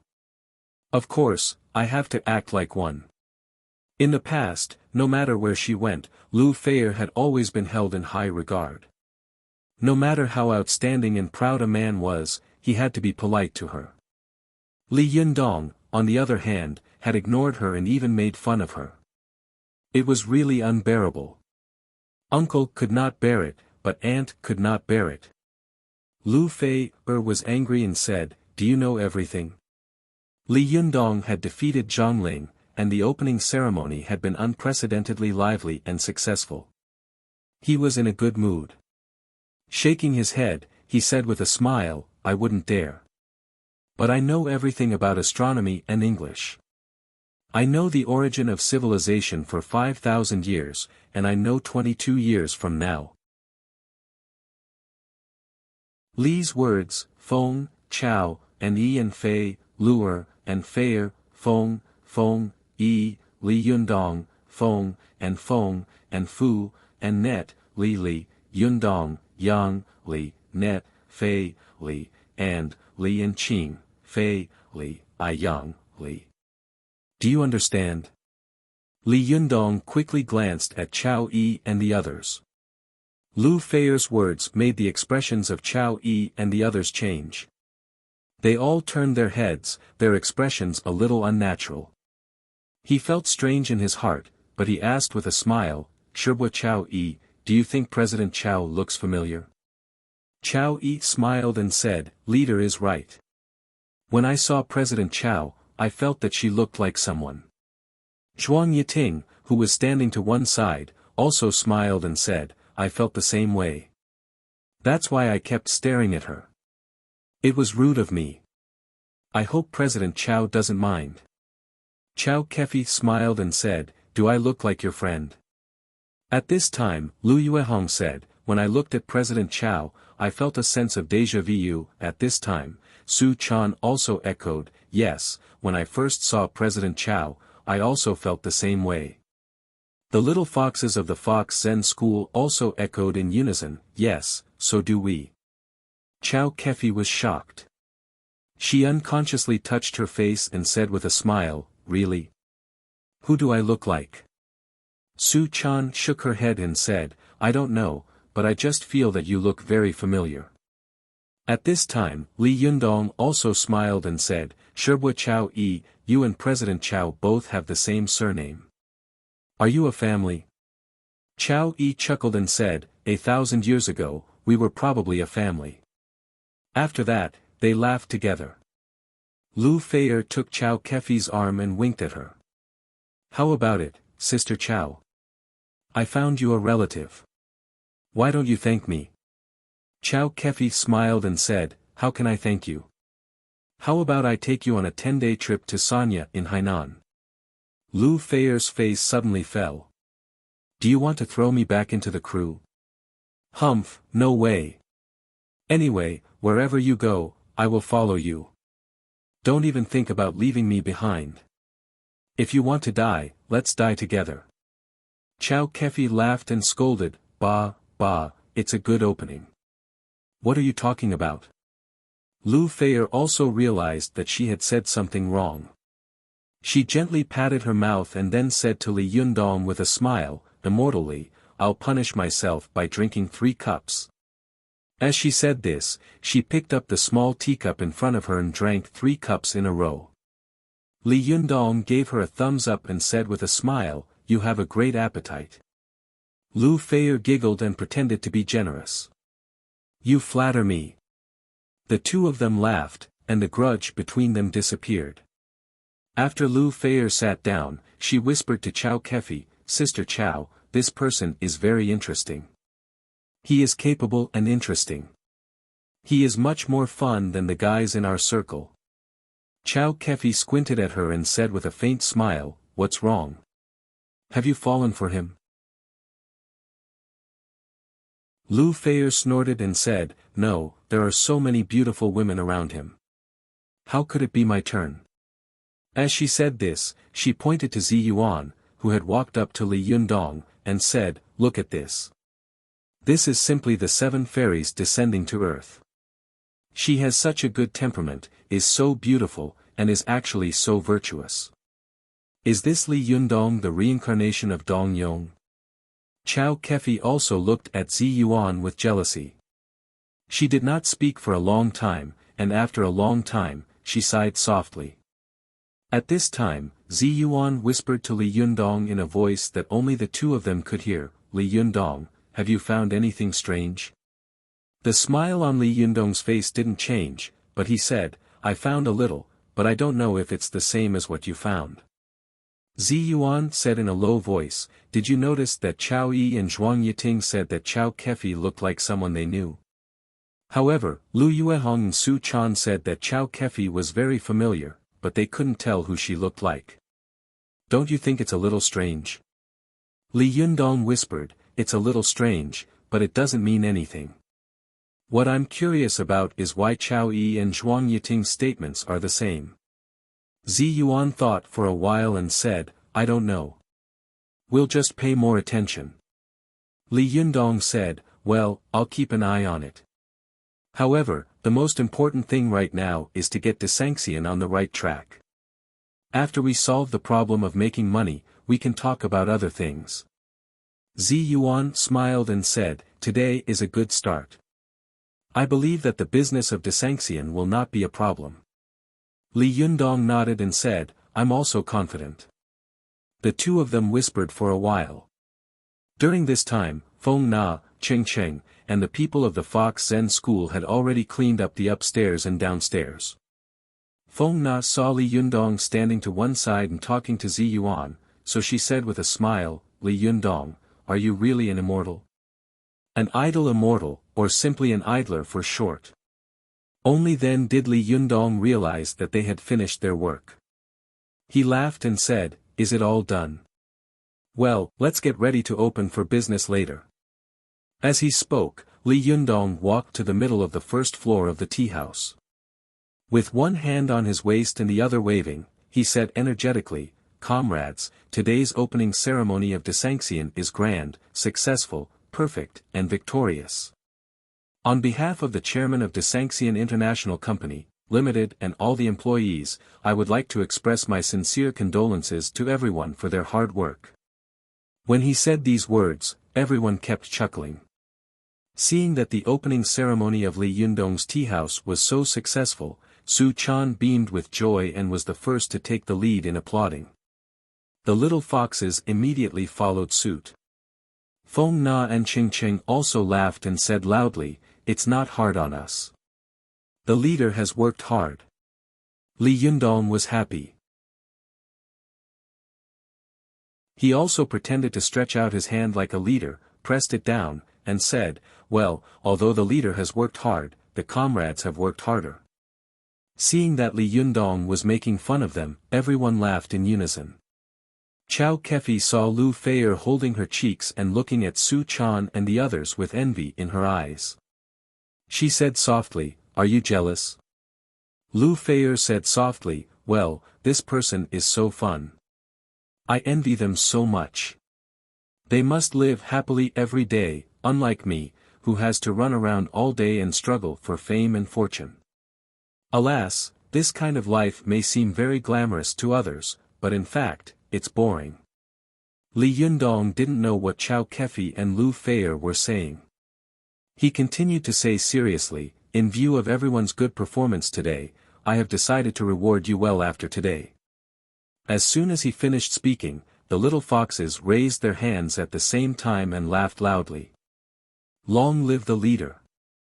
Su Chan's eyes lit up and she asked, "Are you going out to eat and drink?" The little foxes also asked at once, "Are you going out to buy new clothes?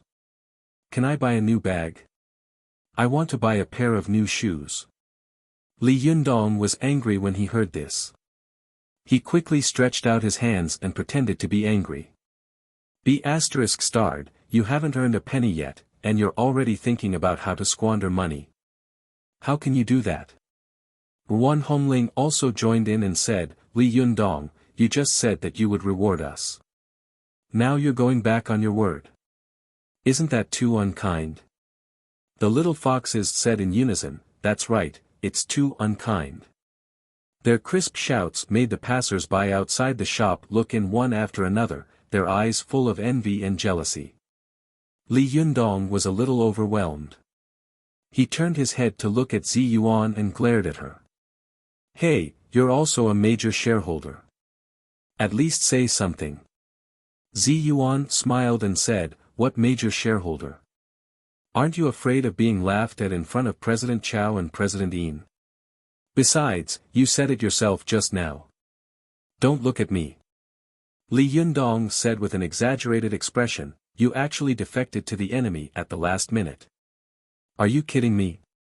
Su Chan and the others burst out laughing. At this time, Zhou Qin also came back.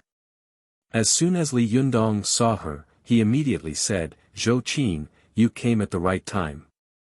Now that we haven't earned a penny, these girls are thinking about eating and drinking. They even want to buy clothes and bags. Don't you think it's too much?" Zhou Qin was suddenly amused. She said with a smile, "Too much, too much. How can they think about eating, drinking, and wearing clothes when they haven't earned a penny?" Li Yundong was overjoyed and said proudly to the little foxes, "Did you hear that? This is what an experienced strategist would say." Zhou Qin rolled her eyes and said with a smile, "However, when we make money today, we can go eat, drink, and wear clothes again. For eating, we should go to Shangri-La. For dressing, we should go to Chanel V. For dressing, we should go to Cartier Tiffany." Li Yundong gasped when he heard this. "Wow, they're all from the world's top brands. Are you trying to make me go bankrupt?" As he said this, he walked over to Chao Kefi's table, stretched out his hand, and said, "President Chao, can I borrow your eyebrow pencil?" Chow Kefi was covering her mouth and snickering. When she saw Li Yundong asking for an eyebrow pencil, she picked up her small bag, rummaged through the makeup bag, and took out an eyebrow pencil. She smiled and said, "What do you want this for?"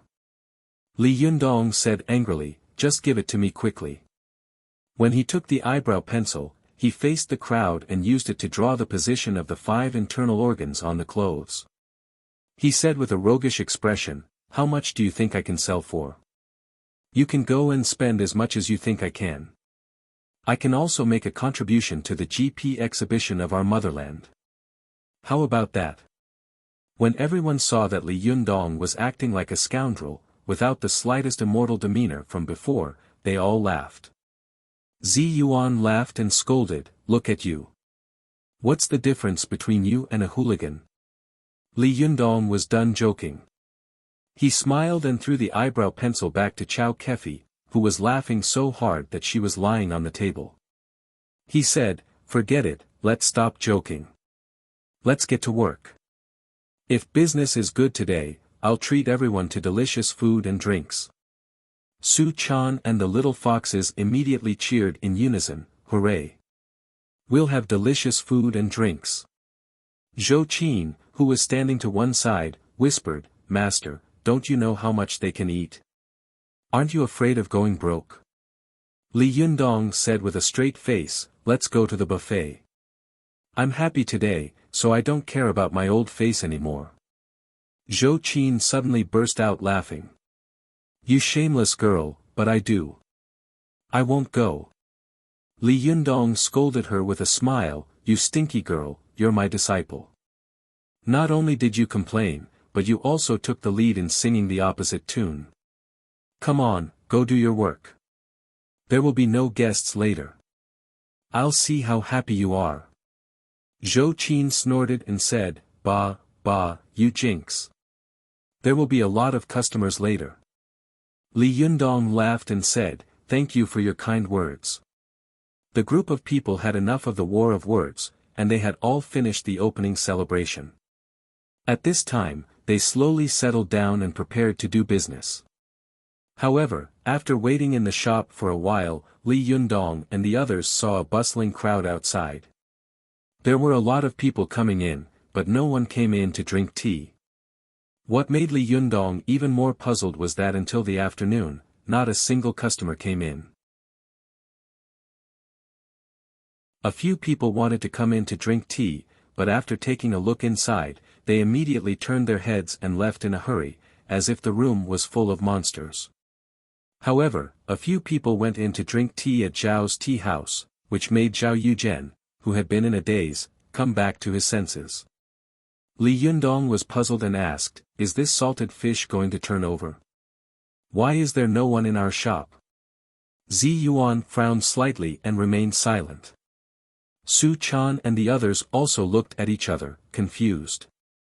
Why was there no one in her shop, but there were people in Zhao Yogan's shop opposite? What was the reason? Children, it's New Year's Eve. Happy New Year. I wish all my readers a Happy New Year. May everything go well in the new year. Ha!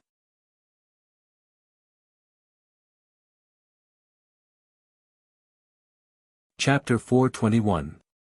Go to see Net. Li Yundong and the others were still immersed in the successful and warm opening ceremony, but they hadn't expected that they would soon be greeted by a scene of sparrows at the door. Go to see Net. Although there were also officials of Tiannan City who had heard the news and come to congratulate them, these people were not guests. After giving gifts, they turned around and left. Li Yundong frowned and said, "What's going on?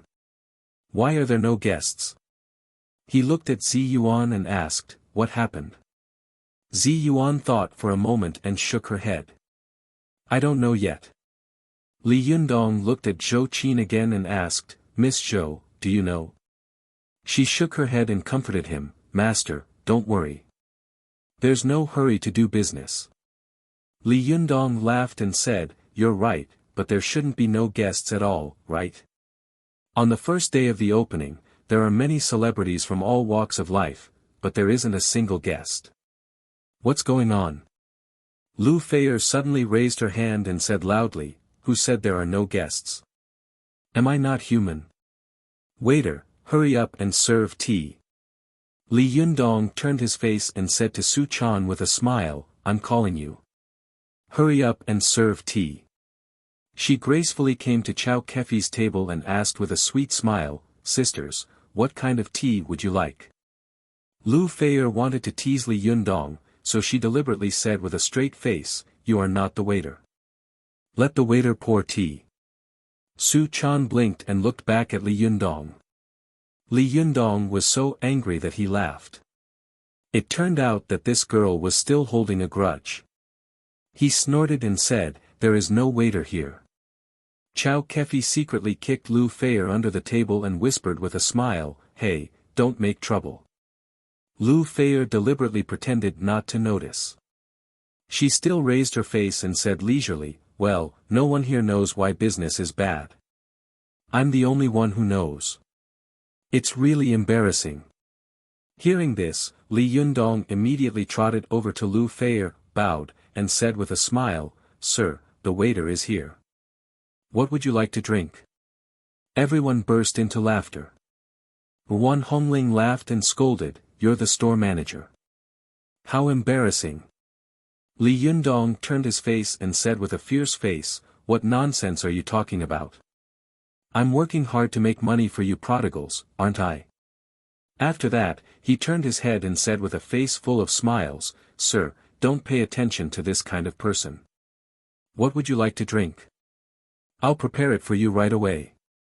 Lu Feier tried hard to hold back her laughter. She thought for a moment and said, I want to drink oolong tea.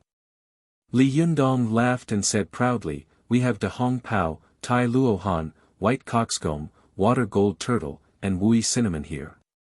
These are all oolong teas. Which one do you want? Lu Feier opened her mouth and said in surprise, You have wui de hong pao here.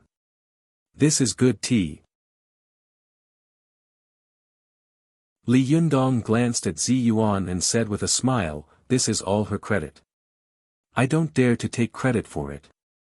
Lu Feier rolled her eyes and said seriously, Well, I want to drink the oolong tea in the market. Li Yundong's smile froze, and he thought to himself, This girl is playing with me. Chow Kefi, who was standing to one side, smiled and tried to smooth things over. Well, stop fooling around. Hurry up and tell us. Yi Mengfan also smiled and said, Yes, it's not a good sign to not open for business on the first day. Lu Feier giggled and said, Do you want to know why no one is coming? Li Yundong smiled and said, Big star, don't keep us guessing. Lu Feier giggled and said, Because you just said that there would be no guests, so now it has come true. Su Chan and the others immediately burst out laughing. Li Yundong didn't know whether to laugh or cry. Am I such a jinx? Su Chan giggled and said, Yundong, who told you to say that I have a jinx? The other little foxes also joined in. That's right. Li Yundong was a little annoyed. Just as he was smiling bitterly, he heard an old woman's voice coming from the door. Hey, it's really here. Has everyone left? Little magic doctor, I'm late. I'm sorry. Li Yundong looked back and saw an old lady standing at the door. She was wearing a blue cotton-padded jacket with a white bottom and a pair of black cloth shoes. The old lady was hale and hearty, smiling, and holding a gift basket in her hand. She was old Lady Su, who Li Yundong had once cured her chronic illness and helped Li Yundong settle his appearance. Who else could it be? Li Yundong immediately smiled and said, Oh, it's old Lady Su. Please come in.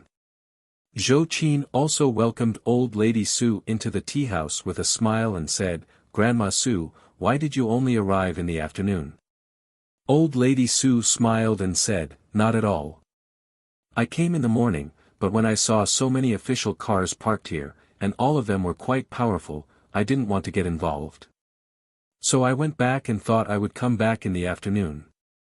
As she said this, old lady Su smiled at Li Yundong and said, "Little magic doctor, you really hide your strength well. I didn't know that you were such a powerful character. Even the number one car of the provincial party committee is here. Amazing." Li Yundong pointed to Zhou Qin with a smile and said, "This is because of her. I don't have the ability to disturb such a great god."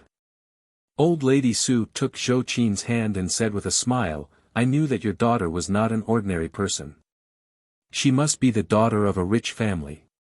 Her speech and behavior are different from ordinary people. Now it seems that she is indeed not ordinary." Zhou Qin smiled and pulled old lady Su to sit down. She smiled and said, "Grandma Su, please sit. What tea would you like to drink?" Old lady Su waved her hand and said with a smile, "I won't sit. I have to go to the opera later." Li Yundong smiled and said, "Old lady Su, since you came in, let's have a drink. At least let me open my shop." After he said this, the people around him laughed softly. Old lady Su asked curiously, "What's wrong? No one came to drink tea." Li Yundong smiled bitterly and said, "Yes, I don't know why." Old lady Su slapped her thigh and said with a smile, "Don't you know why? Hey, your shop is too luxurious and classy. Moreover, with so many high-ranking officials and dignitaries coming in this morning, who would dare to come in? What's more?" Old lady Su pointed from Zhou Qin to Su Chan, then to Zi Yuan, one by one, and finally to Lu Feier, Feng Na, and the others. She said with a smile, "Look at your place. Who in this room is not a great beauty? Although your tea house is small, there are many immortals here. How dare ordinary people come in to drink tea?" Hearing this, Li Yundong said with a strange expression, "Nowadays, isn't there a beauty effect in eyeball economy? Why is it not good to have too many beautiful women?" Old lady Su couldn't stop smiling. She said, "But you have too many. Let me count, 1, 2, 3. Oh, my God, there are 18 beautiful women who are as beautiful as flowers and jade. With so many beautiful women, which ordinary person's legs won't tremble when they come in? They will think, my God, there are so many beautiful women. How much does it cost to have a cup of tea in this shop? I can't afford it, I definitely can't afford it." Old lady Su's words dispelled all the doubts in Li Yundong's heart. He raised his head and laughed. He clapped his hands and said, "It's true that the onlookers see the game more clearly than the onlookers." Li Yundong smiled and said to Zi Yuan, "As a living immortal, you didn't expect things to be like this, did you?" Zi Yuan pursed her lips and said with a smile, "Indeed, the older, the wiser." Old lady Su smiled and said, "I won't sit. Little magic doctor, I wish you a lot of money and a prosperous business. I'll bring some friends to your place for tea some other day. You have to give me a discount." Li Yundong smiled and said, "Okay, sure, sure." Li Yundong sent old lady Su away with a smile. He turned around and thought for a moment, then simply waved his hand and said, "Forget it, let's not bother about it today. The opening ceremony is already lively enough. We can't expect to make a lot of money on the first day, right? Let's go. Let's call it a day." Lu Feier whispered to Chao Kefi, "How can he do business like this in the world? Call it a day in the afternoon." Chao Kefi also smiled and said, "How can there be an actor like you in the world? You disappeared while acting." Lu Feier said angrily, "Sister Chao, are you helping me or him?" Yin Mengfan, who had been silent all this time, suddenly smiled and said, "Of course, I value my lover more than my friend. Didn't you see that after she came, she didn't even talk to me? She just stared at her dream lover." Chao Kefi's cheeks turned crimson and she glared at them angrily. "Hey, what are you two talking about? Be careful, or I'll get angry." Yin Mengfan picked up her small bag and said with a smile, "I've been sitting with you all day. Forget it, I'll go first." She got up gracefully and came to Zhou Qin's side, saying with a smile, "Zhou Qin, I'll go back first. Look for me when you have time in the future. I'll be right there." Zhou Qin smiled slightly and said to Li Yundong, "Master, I'll see her off." Li Yundong nodded and said with a smile, "Yes, you should. Today, Mr. Yin gave us a good start." Hearing this, Yin Mengfan's heart skipped a beat. She smiled and said, "In that case, I'll ask Child Li for a favor some other day." "You can't refuse." Li Yundong saw that she had changed to call him Child Li. It was obvious that today's battle had shocked her a lot. He sighed in his heart at the power of power and said with a smile, "If there's anything you need help with, just let me know." Yin Mengfan smiled and said, "That's a deal." After that, she walked out with Zhou Qin. Chao Kefi, who was in the shop, also stood up and looked at Li Yundong with a complicated look in her eyes. She said, "Hey, we're leaving too. We'll come back for tea another day." Li Yundong smiled and said, "Okay, thank you for coming here today." Lu Feier, who was standing to one side, suddenly smiled and said, "Sister Chao was filming in Hainan. When she heard the news that you were going to open a shop, she immediately flew back." Chao Kefi immediately glared at Lu Feier, and her ears turned red. She glared at Li Yundong and said, "Who told this B***** not to tell me the news?" Li Yundong smiled bitterly and said, "Are you going back today?" Lu Feier said quickly, "No, we're staying at the Dihao Hotel today. Would you like to come and play? Sister Chao misses you so much." Chao Kefi covered her mouth angrily and shouted in a low voice, "Will you die if you don't speak?" As she said this, she pulled Lu Feier out, not daring to look at Li Yundong again.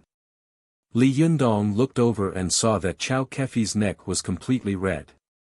As Lu Feier struggled, she turned her head and said with a cheeky smile, "Hey, Immortal Li, you have to come." Li Yundong didn't know whether to laugh or cry as he watched the two of them leave. When he turned around, he saw Su Chan looking at him suspiciously. Her eyes were rolling, and the others also had ambiguous looks in their eyes. Li Yundong said angrily, "Why are you looking at me? I'm innocent." Wan Hongling dragged out her voice and said meaningfully, "Oh. You are innocent.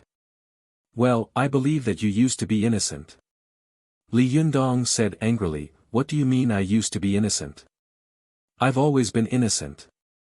Li Yundong turned his head and said to the little foxes, "Hey, hurry up and say something fair." The little foxes immediately said, "Leader, we believe that you are innocent. You are innocent." Li Yundong looked at them with a strange expression. "Why do I feel that you are being sarcastic?" Wan Hongling chuckled and said in a strange tone, "You have a guilty conscience." Li Yundong couldn't help but feel a little annoyed. Su Chan, who was beside him, suddenly took his arm with a smile and said in a coquettish voice, "Yundong, I believe that you are innocent." Hearing this, Li Yundong's heart warmed. He smiled and said, "My girl is so obedient. Humph, girl, I'll take you to eat and drink tonight. I won't take the others to play." As he said this, he held the little girl in his arms and walked out of the door.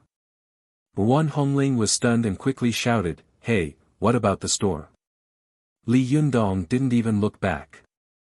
"Do as you see fit."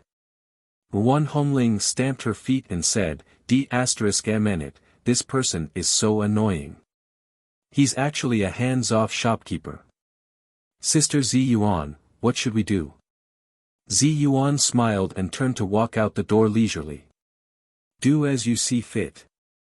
Wan Hongling was dumbfounded. She looked at her Shiji and thought to herself, "Am I seeing things? When did Sister Zi Yuan learn to be a rascal? Could it be that she is influenced by the company she keeps?" She hurriedly chased after them, leaving the people of the Fox Zen school looking at each other in dismay. At this time, Zhou Qin came back. She looked at Li Yundong's back and asked curiously, "Where are they going?" At this time, the little foxes and the 3 sherbas were also enlightened and ran out one after another.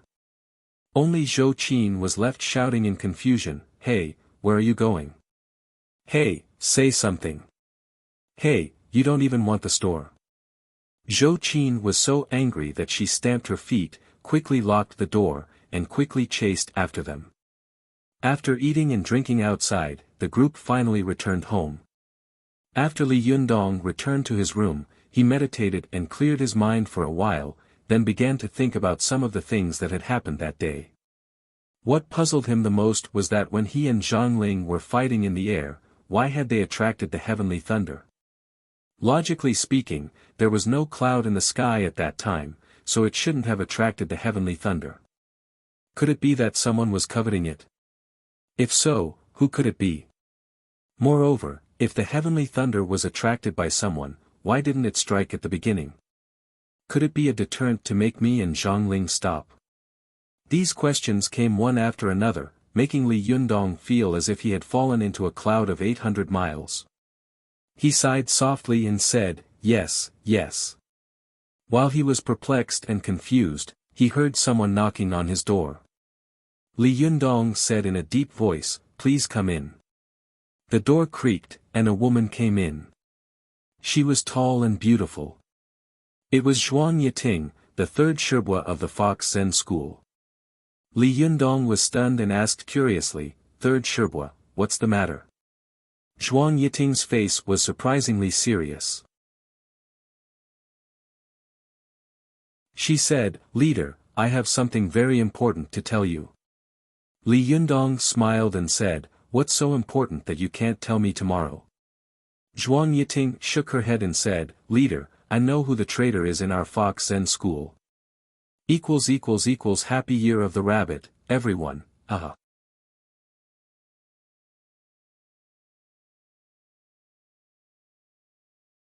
Chapter 422. Go to watch net. Hearing Zhuang Yiting's words, Li Yundong was shocked. He immediately stood up, but soon sat down slowly and said calmly, "Oh. How do you know that there is a traitor in the Fox Zen school?" Zhuang Yiting looked worried. She sighed softly and said, "Leader, do you think I can't see it? I actually heard what you whispered to Zhenren Ziyuan in private. At that time, I kept an eye on it, but I didn't dare to confirm it, so I didn't tell Leader. Go to watch net. 7 KOM. Li Yundong smiled slightly and said, "Do you know that Ziyuan and I are also suspecting you?" Zhuang Yiting nodded and said, "Yes. That's why I have to prove my innocence." Li Yundong asked, "How can you prove your innocence?" Zhuang Yiting said in a low voice, "Leader, you just need to go to Chao Yi's room and you'll know." Li Yundong's heart skipped a beat. He stood up and said in a low voice, "What's wrong with Chao Yi's room? Take me there." Just as he was about to go out, he suddenly heard his cell phone ring loudly. Ever since Feng Na had mentioned him, Li Yundong had brought his cell phone with him again. He picked it up and saw that it was a call from Chao Kefi. Li Yundong felt a little strange. He pressed the answer button and immediately heard a woman shouting in panic, "Li Yundong, is that Li Yundong?" Li Yundong could hear that the woman's voice was so frightened that it was a little hoarse. He asked in a low voice, "Who are you?" The woman shouted, "I'm Lu Feier. Li Yundong, come and help me. Sister Chao has been killed." Li Yundong was shocked. He quickly asked, "What's going on? Don't worry. What's the matter?" Lu Feier choked with sobs and said, "Someone wants to kill Sister Chao. Come quickly. Sister Chao is dying." Li Yundong was about to ask for the room number when he heard the beeping sound of the phone being hung up. Li Yundong was shocked and couldn't care less about Zhuang Yiting. He hurried out of the room, went to the balcony, and shouted to the balcony next to him, "Ziyuan, Ziyuan." When Ziyuan heard the noise, she rushed over from the balcony and asked curiously, "What happened? Why are you in such a hurry?" Li Yundong said anxiously, "Someone wants to kill Chao Kefi. I'll go and have a look." Call everyone together and tell them not to move around. Zi Yuan was shocked, but she quickly calmed down and nodded. Don't worry, I'll be here. Li Yundong nodded. He glanced at Zhuang Yiting and said, we'll talk about this when we get back. With that, he flew into the air and turned into a ray of green light, flying toward the Imperial Hotel. After Li Yundong left, Su Chan also came to the living room in her pajamas. She asked curiously, Sister Zi Yuan, what happened? Zi Yuan smiled faintly and said, it's nothing. Li Yundong has something to do. Call everyone together first. Although Su Chan was puzzled, she still knocked on the door one by one and called everyone in the Fox Zen school. When she came to Chao Yi's room and knocked on the door for a while, there was no movement inside. Su Chan asked curiously, strange, is Chao Yi Shibwa not here? Zhuang Yiting suddenly sneered and said, it would be strange if she was here. Su Chan blinked and asked, Zhuang Yiting Shibwa, how do you know that Chao Yi Shibwa is not here? Zhuang Yiting snorted coldly and didn't say anything. Su Chan rolled her eyes. She thought for a moment and was about to knock on the door again, but as soon as she raised her hand, the door creaked open. Chao Yi, wearing a loose Taoist robe, came out and asked with a strange look on her face, what's wrong? What's the matter? Su Chan smiled and said, Chao Yi Shibwa, you're here. Third Shibwa said you weren't here. Chao Yi quickly glanced at Zhuang Yiting and said with a smile, Third Shibwa probably thought I went out.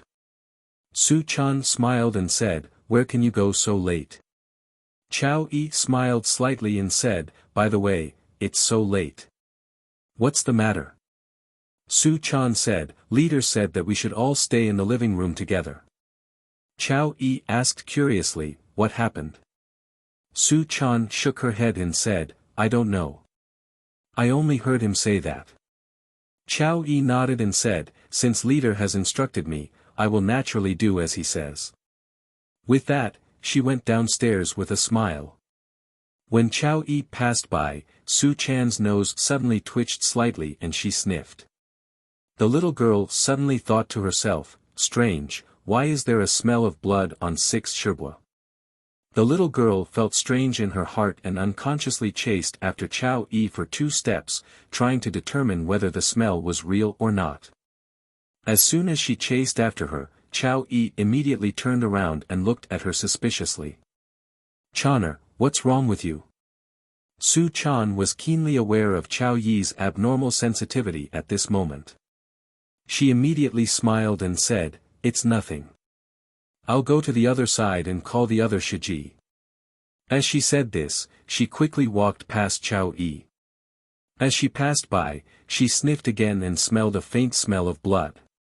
Su Chan was extremely proud of her sense of smell. She knew that it was impossible for her to smell wrong twice in a row. She was shocked and thought to herself, where did the smell of blood on Chao Yi Shibwa come from? While Su Chan was making wild guesses, Li Yundong had already arrived at the Dihao Hotel. He didn't wait for him to get close to the hotel. Instead, he picked a place where there was no one around and landed. Then, he rushed toward the entrance of the hotel. Along the way, Li Yundong was secretly anxious. He knew that Chao Kefi had done him a favor. It was somewhat unjustifiable that he had disappeared without saying a word. He felt a little guilty in his heart, so his pace became faster and faster. Gradually, he was like a galloping horse. Especially when he was crossing the road, he didn't even look at the speeding cars on both sides. Like a spirit monkey, he jumped from one end of the road to the other in just a few leaps. Li Yundong jumped easily, but the drivers were unlucky. They saw a figure fly over their car with a few flashes. It was so agile that it didn't look like a human being. They were shocked and turned their heads to look at the person. In the blink of an eye, the road was filled with people chasing after him. After a while, the road was completely blocked. Li Yundong couldn't care less about the movement behind him. He dialed Chow Kefi's number to ask for the specific room number, while he rushed into the hotel quickly. The security guard in the hotel, who was wearing a white shirt and black trousers, saw Li Yundong's nervous expression and hurried footsteps. He was secretly suspicious. Immediately, one of them came up and asked, "Sir, please wait. Please show me your ID." Li Yundong held the phone in one hand and touched it with the other. He was immediately stunned and said, "I didn't bring it." The security guard said in a deep voice, "Then you can't go in." Li Yundong took the phone and said to the security guard, "Something happened to my friend. If you don't believe me, you can listen to it." The security guard looked at him suspiciously. He took the phone and listened for a while, but soon returned it to him and said, "It's busy." Li Yundong was anxious. "I just dialed it. What's going on?" "Hello, something happened to my friend." The security guard shook his head and said stubbornly, "No, you can't go in." Li Yundong was annoyed. Saving people is like putting out a fire. "Are you going to let me in or not?" The security guard sneered and said, "What happened?" "I'll go and save her." "But you can't go in." Li Yundong said angrily, "If I knew where she was, I wouldn't talk nonsense with you." After that, he pushed the security guard and said angrily, "Get out of my way."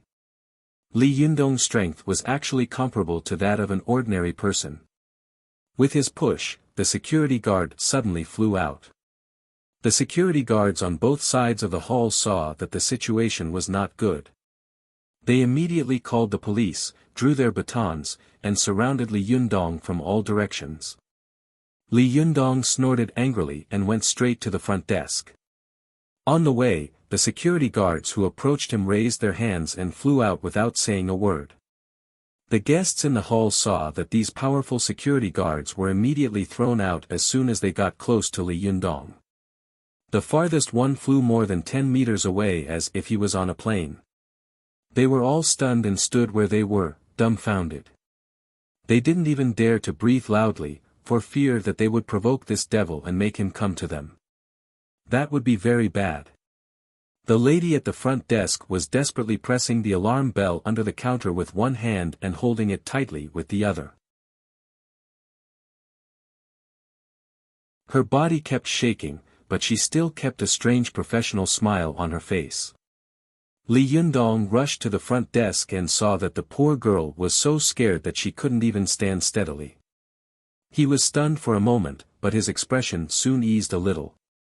He asked in a low voice, "Is there a person named Chow Kefi staying in your hotel?" Seeing that Li Yundong's expression had eased, the lady at the front desk also subconsciously relaxed a little. She thought to herself, "This man is quite handsome, but I'm afraid he's here to seek revenge. He's not a good person." So she boldly shook her head and said, "No, no." Li Yundong suddenly became furious. "You didn't even check and you said no? What the hell? She just called and said that she was here. Hurry up and check. Tell me as soon as you find out." Li Yundong's roar made even cultivators have to be in awe, let alone this young and beautiful lady at the front desk. The lady at the front desk suddenly shivered all over, and her hands quickly flew over the keyboard. While she was searching, she saw a security guard behind Li Yundong boldly throw the electric baton in his hand at Li Yundong. Without looking back, Li Yundong grabbed the electric baton with his hand. As soon as he held the electric baton, the lady at the front desk and the security guard were overjoyed. They all knew that this electric baton could instantly release a high voltage of tens of thousands of volts, which could instantly make people tremble and lose their ability to move. But as soon as the smiles appeared on their faces, they suddenly froze. They saw Li Yundong holding the electric baton and staring at the security guard who had attacked him behind him. He didn't say a word, but he was not angry. The security guard was stunned for a moment. He thought that he had not pressed the switch, so he pressed the switch a few more times. He only heard the crackling sound of the electric baton, but Li Yundong did not move at all. He stared at him like an insulated stone man. Li Yundong was not in the mood to deal with these people. He suppressed his anger and shouted in a low voice, "Have you had enough?" The security guard immediately let go of the electric baton, raised his hands, and looked at Li Yundong with fear, as if he were looking at a devil. Li Yundong glared at him, slapped the baton on the front desk, and shouted, "Have you found it?" At this time, the smile on the lady at the front desk had not faded. Her expression was scared, and her smile became uglier than crying. She said in fear, "In room 35. Without saying a word, Li Yundong turned his head and ran upstairs. No one in the hall dared to stop him. A group of people looked at his figure in a daze, motionless. After Li Yundong left, the lady at the front desk picked up the electric baton and looked at it curiously. She pressed the switch and saw that the electric baton was still crackling. She muttered to herself, "Impossible, why didn't the electric shock hit him? Could it be a low-quality product?" Several of the ladies at the front desk, who were also frightened, came to their senses and said angrily, "It must be a low-quality product. Otherwise, how could he be fine after touching it?" The lady at the front desk who had answered Li Yundong tentatively touched the security guard who was holding the counter with the electric baton. As soon as the security guard's hand came into contact with the electric spark, he was immediately electrocuted and fell to the ground. He looked like a lunatic, foaming at the corner of his mouth. At this time, the ladies at the front desk came to their senses. It turned out that it was not that the electric baton was useless, but that the guy just now was not a human at all.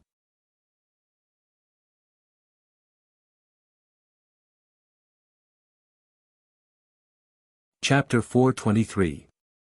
Go to Watch Network. Li Yundong didn't wait for the elevator to come down. He ran up the stairs by himself. In a short while, he rushed to the 19th floor. Before he could find Chow Kefi in Lu Feier's room, he shouted in the corridor, "President Chow, President Chow. Lu Feier, where are you?" Li Yundong's shout alarmed the entire floor. Some curious people leaned out of the door and muttered to themselves, "Lu Feier? Is it that big star Lu Feier?" While they were guessing, they saw a door suddenly open, and a girl ran out. She was wearing a bathrobe and her hair was disheveled. She waved at Li Yundong with a panicked expression and shouted, "Li Yundong, I'm here. President Chow is dying. Come quickly." Li Yundong immediately rushed toward her and asked anxiously, "What's going on? Where's President Chow?" Lu Feier didn't care that she had been discovered. She pulled Li Yundong and pointed to the room. Her voice was filled with fear and a strong sob. She said, "I don't know what's going on. When I came out of the shower, Chow was like this." Li Yundong walked into the room and saw that it was a spacious and luxurious double room. The double room was equipped with all kinds of appliances, and it was also equipped with a bathroom and a balcony. 7 km. The floor-to-ceiling windows of the balcony were open, and the curtains fluttered gently in the night wind outside. The bedside lamp between the two beds was slightly lit, and the faint light outlined Chow Kefi's figure. She was lying on a bed, her eyes closed, her hands tightly covering her chest, and her face full of pain. Li Yundong rushed to her side and felt her pulse with his hand. He found that her pulse was extremely weak, almost as if it didn't exist.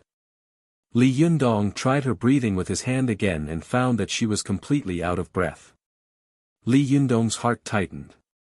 He asked in a deep voice, "Do you know that President Chow has heart disease?" Lu Feier saw that Li Yundong's expression was calm and composed. She was slightly relieved and said, "I know." Li Yundong asked, "Then why didn't you give her medicine?" Lu Feier said with tears in her eyes, "I did, but she couldn't swallow it. I gave her water, but it was useless."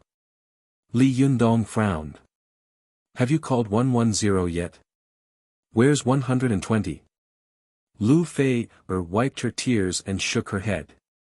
"No, when I came out, Sister Chow was still conscious. I saw her clutching her chest in pain, so I thought she had a heart attack. I quickly found medicine for her. After I fed it to her, she struggled and said that someone wanted to kill her. She asked me to find you quickly and said that you could save her.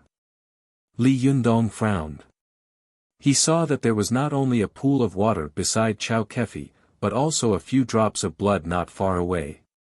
He dipped one hand in the blood and sniffed it. He pressed Chao Kefi's pulse with the other hand and asked in a deep voice, "Did she say who wanted to kill her?" Lu Feier shook her head. "Did you see the murderer?" Li Yundong asked. Lu Feier shook her head desperately. Her eyes were full of fear, as if to say, "If I saw it, wouldn't I be lying here too?"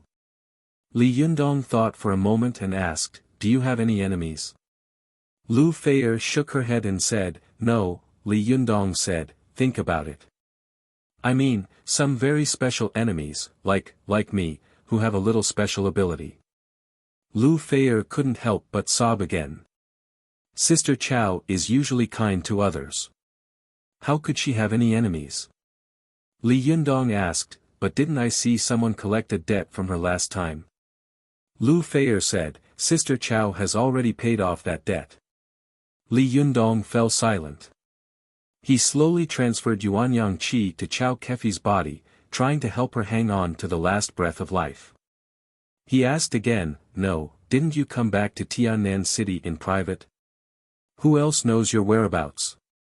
Lu Feier said bitterly, "The crew may know that we returned to Tiannan City, but they shouldn't know where we live." Li Yundong frowned. He was about to ask again when he saw Lu Feier suddenly sob, "Hurry up and save President Chao. Can you save her?"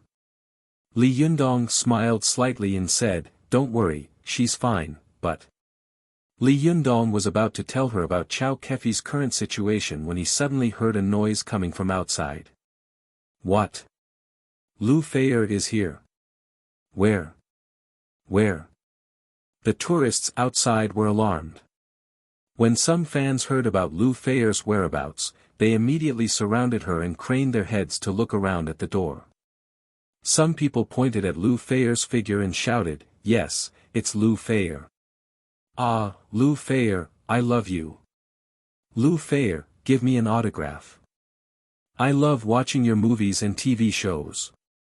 Lu Feier had dealt with countless fans, but obviously, she had never dealt with her own fans in such a situation. She was stunned for a moment, at a loss, and didn't know what to do. If she agreed, they would destroy the scene if they came in. Moreover, how could she deal with these fanatical fans in such a situation? But if she didn't agree, if the matter got out, there would be unfavorable news and gossip about her. Lu Feier's face was dull. She stood like a clay puppet, watching the fans rush toward her like a tide. Just as she was about to be surrounded by these fans, Li Yundong suddenly shouted in a deep voice, "Stop." Although this low shout was not loud, it was full of majesty and power, causing these fans to stop in their tracks and stand still. They looked in the direction of the voice and saw a young man squatting by the bed, looking at them coldly, like a lion looking down at 100 beasts. His face was indifferent, and there was no expression on his face, but between his eyebrows, there was a natural pressure that came from not being angry. Li Yundong said angrily, "Someone is going to die here. Didn't you notice? Get out of here. If someone dies, will you be responsible?" Only then did these people come to their senses. They looked at the beautiful Chao Kefi lying on the bed, and then at the panicked Lu Feier. Finally, their eyes fell on the young and handsome Li Yundong. Countless imaginative stories suddenly appeared in their minds, and then countless erotic and ambiguous gossip and anecdotes emerged. Chinese people love to join in on the fun. When these guys saw such a fascinating thing happening at this time, they immediately became excited. Although they didn't dare to go forward, they didn't retreat either.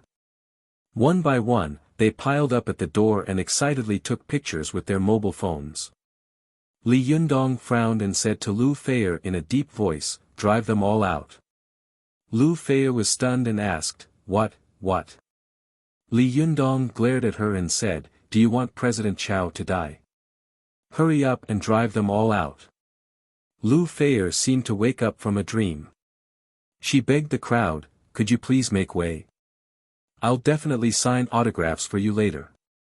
These people all smiled and promised, but their feet seemed to be rooted to the ground and they didn't move at all.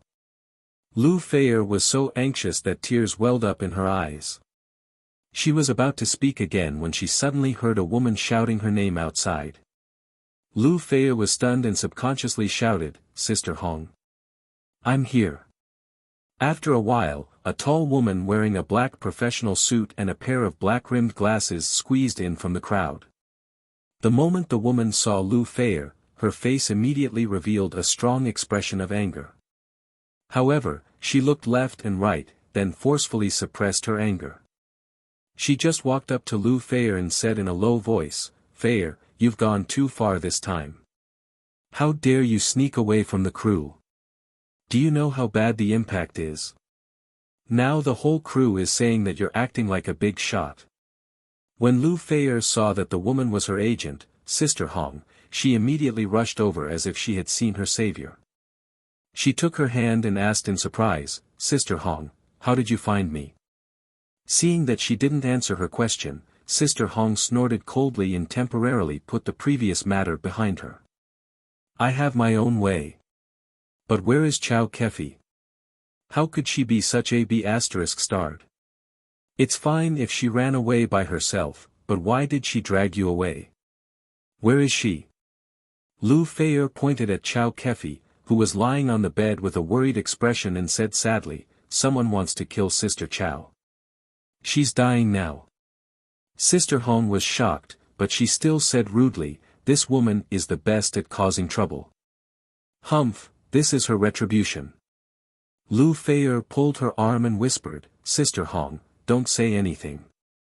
I wanted to come out with Sister Chao. It's not her fault. Sister Hong glared at her and said, You're still speaking for her. Lu Fei's tears were about to fall again. She choked and said, Don't say anything. If you want to scold someone, scold me. It's all my fault that Sister Chao ended up like this. The anger between Sister Hong's eyebrows dissipated a little. She glanced at Li Yundong, who was concentrating on transferring Jinshi to Chao Kefi, and asked, Who is this person? Lu Fei whispered, Sister Chao's friend. Sister Hong frowned. What friend? Lu Fei hesitated for a moment before saying, Just an ordinary friend. Sister Hong asked, Is he a doctor? Lu Fei was tongue-tied. I don't know. Sister Hong frowned. She said to Li Yundong, Hey, are you a doctor? Li Yundong didn't even turn his head as he said lightly, No. Sister Hong suddenly said angrily, If you're not a doctor, what are you doing here? Do you know that it will kill someone? When Chao Kefi really dies, who will be responsible for it? You or someone else? Hey, say something. Hurry up and get out of the way. If you're not a doctor, what are you doing? Hey. Li Yundong tilted his head slightly, glanced at the agent lightly, and said, Then why don't you find someone else to treat her? Hearing this, Sister Hong was stunned, but soon she became angry and said, Who do you think you are? How dare you talk to me like this? She quickly took out her mobile phone from her bag and said angrily to Lu Fei, Did you call the ambulance? Lu Fei was sandwiched in the middle. She looked at Li Yundong in a dilemma and then at her agent. She shook her head helplessly. Sister Hong glared at her fiercely. Just as she was about to make the call, she suddenly heard someone shouting outside, I'm a doctor, I'm a doctor. Sister Hong was overjoyed when she heard this. She shoved the phone into Lu Fei's hand and said quickly, Hurry up and call the ambulance. Don't let this unknown guy make things worse. If we don't manage to save him, we'll all be in trouble. As she spoke, she quickly walked up to the crowd and shouted, Who is the doctor? At this time, a tall young man walked out of the crowd and said with a smile, "I'm a doctor." As he said this, he took out his certificate from his pocket and said, "This is my medical certificate." Sister Hong glanced at it and asked in surprise, "You graduated from Harvard University?" The young man quickly glanced at Lu Feier, then quickly hid his astonished eyes carefully. He said with a smile, "Yes, I'm a doctor of pharmacology and neurology at Harvard University. Now I'm working at North Carolina State Hospital. I know a little about medicine, so I think I can help." Sister Hong suddenly showed a big smile on her face. She giggled and said, "You only know a little about medicine? Huh, you're really modest, unlike some people who pretend to know what they don't know and cause trouble." As she said this, Sister Hong turned her head and glared at Li Yundong. The young man smiled and asked in a gentlemanly manner, "Can I go in and have a look?" The agent, Sister Hong, quickly made way for him and said with a smile, "Of course, of course." The young man walked to Li Yundong's side and unconsciously glanced at Lu Feier. He coughed and asked, "Hello, can I have a look? I'm a doctor, a professional doctor." Li Yundong looked up at him and asked lightly, "Do you know what's going on with her now? Is she alive or dead?" The young man suddenly became angry. He thought to himself, "You're obviously not a doctor. Why are you pretending? Is it possible that I, a double doctor who graduated from Harvard Medical School, am inferior to a Mongolian doctor like you? Who do you think you are?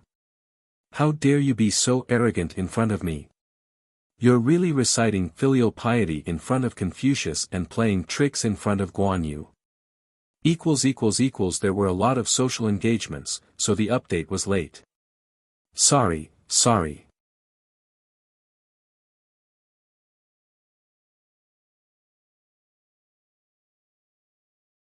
Chapter 424. Go to watch net. Li Yundong's casual words were meant to test the other party's medical skills, but for the proud and arrogant young returnee, he felt a little choked. Watch net. 7 KOM. He was so angry that he subconsciously wanted to refute, but as soon as the words were about to come out of his mouth, he became alert. He secretly glanced at Lu Feier and thought, "This bastard has no manners. I'm a top student from Harvard University in the United States. I can't lower myself to his level." The young returnee straightened his clothes and asked with a polite smile on his face, "If you don't let me see, how do I know if she's alive or dead?" Beside him, his agent, Sister Hong, looked at him and secretly praised him. As expected of someone who has been educated abroad, he is really well educated. As she thought about it, she couldn't help but roll her eyes at Li Yundong and think to herself, unlike some Chinese people, they really have no manners. It clearly had nothing to do with him, yet he insisted on getting involved. Humph. Could it be that he didn't know that he was the one who got involved and lost his face? Li Yundong glanced at the young returnee and suddenly asked, "What's your surname?" There was a hint of arrogance and superiority in the young returnee's reserved manner. He was like a city man who had seen the world looking at a rustic country bumpkin. He said, "My name is Howard D. Smith." Li Yundong smiled and said, "Well, Mr. Shi, since you are a doctor, come and have a look." The proud and reserved smile on Mr. Shi's face suddenly froze. He blurted out, "It's Mr. Smith, not Mr. Shi." Li Yundong nodded with a smile and said, "I know, Mr. Shi." Lu Feier, who was standing to one side, saw Li Yundong teasing the fake foreigner. For some reason, she suddenly thought of Li Yundong's appearance as a waiter in the tea house and suddenly burst into laughter. When she smiled, both the fake foreigner and her agent, Sister Hong, looked at her in surprise, as if they didn't understand how she could still smile in such a situation. Lu Feier also realized that there was something wrong with her. She quickly turned her face away and lowered her head. Her face was tense, as if her mother had died, but her eyes kept slipping over to Li Yundong's face from time to time. Although she had been very scared and flustered, she found that Li Yundong had been very calm, especially in this situation. He could even make fun of this fake foreign devil with a faint smile on the corner of his mouth. He must have a way, right? Even though she hadn't known Li Yundong for a long time, Lu Feier always felt that there was an inexplicable power in this boy that made her feel at ease. Mr. Shi was a little embarrassed by Lu Feier's sneer. He stared at Li Yundong unkindly and said, "I'm a doctor. Let me see her condition." Li Yundong let go of one of Chow Kefi's hands and said, "Please." The fake foreigner frowned and said, "I'm not a traditional Chinese medicine practitioner. I don't know how to feel a pulse." Li Yundong looked at him strangely. "Western medicine also feels the pulse on the wrist. Don't you know how to do it?" The fake foreigner's face turned a little red. He glared at Li Yundong and reached out to touch the main artery on Chow Kefi's neck. After feeling it for a while, he suddenly exclaimed, "God, she has no pulse." Li Yundong suddenly laughed. "God, so you know how to feel a pulse?" The fake foreigner said angrily, "Are you making fun of me? This person has no pulse. We need to do chest compressions and artificial respiration as soon as possible." The smile on Li Yundong's face slowly disappeared. He looked at the fake foreigner with a little sympathy and said, "Forget it, Mr. Shi. Let me do it." "You can't do it." When the fake foreigner heard this, he immediately forgot his manners. He said angrily, "What did you say? I can't do it. I have a double doctorate in medicine from Harvard University." "What are you? Do you have a medical qualification? Do you know how to treat diseases and save people? This is a life, and you can't afford it. Get out of the way. If you don't know medicine, don't make trouble." The agent, Sister Hong, also said to Li Yundong with a cold face, "Hey, you, get out of the way. Why can't you talk sense? Summer insects can't talk about ice. Do you know what medicine is? Do you know what's going on with Chow Kefi? She was born with heart disease. Get out of the way. If she really dies, you will have to bear criminal responsibility." The fake foreigner also threatened, "If you don't get out of the way, you will be responsible for the safety of this person's life. You will spend the rest of your life in prison." Li Yundong glanced at him and sighed helplessly. "You think you know it very well, but do you know what's going on with her?" The fake foreigner sneered and said, "Are you deaf? Didn't you hear that it's a heart attack? Heart disease needs to be treated as soon as possible, and the room needs to be ventilated. Now her heart has stopped beating. One more second of delay is a kind of murder." Li Yundong shook his head and said, "No, she doesn't have a heart attack." The fake foreigner laughed and said, "Then what is it?" Li Yundong's hand still did not let go of Chow Kefi's wrist. He kept sending Yuanyang qi into her body to maintain the vitality in her body. He said, "I just found that Chow Kefi's innate soul is missing. Normal people have 3 souls and 7 spirits, but she only has 1 soul and 3 spirits. It is precisely because of the congenital lack of soul that she has a congenital lack of qi and blood, which leads to her heart disease. Furthermore, the rest of her soul has already been scattered by someone. Her soul is currently wandering outside, causing her physical body to have almost no life force." When Li Yundong said this, the agent, Sister Hong, and the fake foreigner couldn't help laughing. Sister Hong laughed and said, "I'm dying of laughter. What era are we in? There are actually people who talk about such superstitious things. 3 souls and 7 spirits. What a joke. You don't know medicine, but you really don't know it. How dare you fool us with such things that can fool children? Hey, then tell me, which soul and 3 spirits does Chow Kefi have?" Li Yundong didn't seem to notice Sister Hong's sarcasm and mockery. He said seriously, "The 3 souls of a person are the heaven soul, the earth soul, and the life soul. There are 7 spirits. The first spirit is Tianchong, the second spirit is wisdom, the third spirit is qi, the fourth spirit is strength, the fifth spirit is the center, the sixth spirit is the essence, and the seventh spirit is the spirit. Among the three souls, Chao Kefi only had the life soul before. The heaven soul and the earth soul were not in her body. Among the seven spirits, the qi, the power, the essence, the heroic, and the four spirits were not in her body.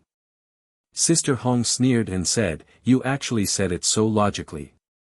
It's a pity that summer insects can't talk about ice.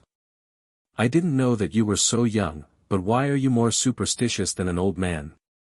The fake foreigner couldn't help but sneer and say, "Hey, are you still living in the Qing dynasty? Where's your braid?"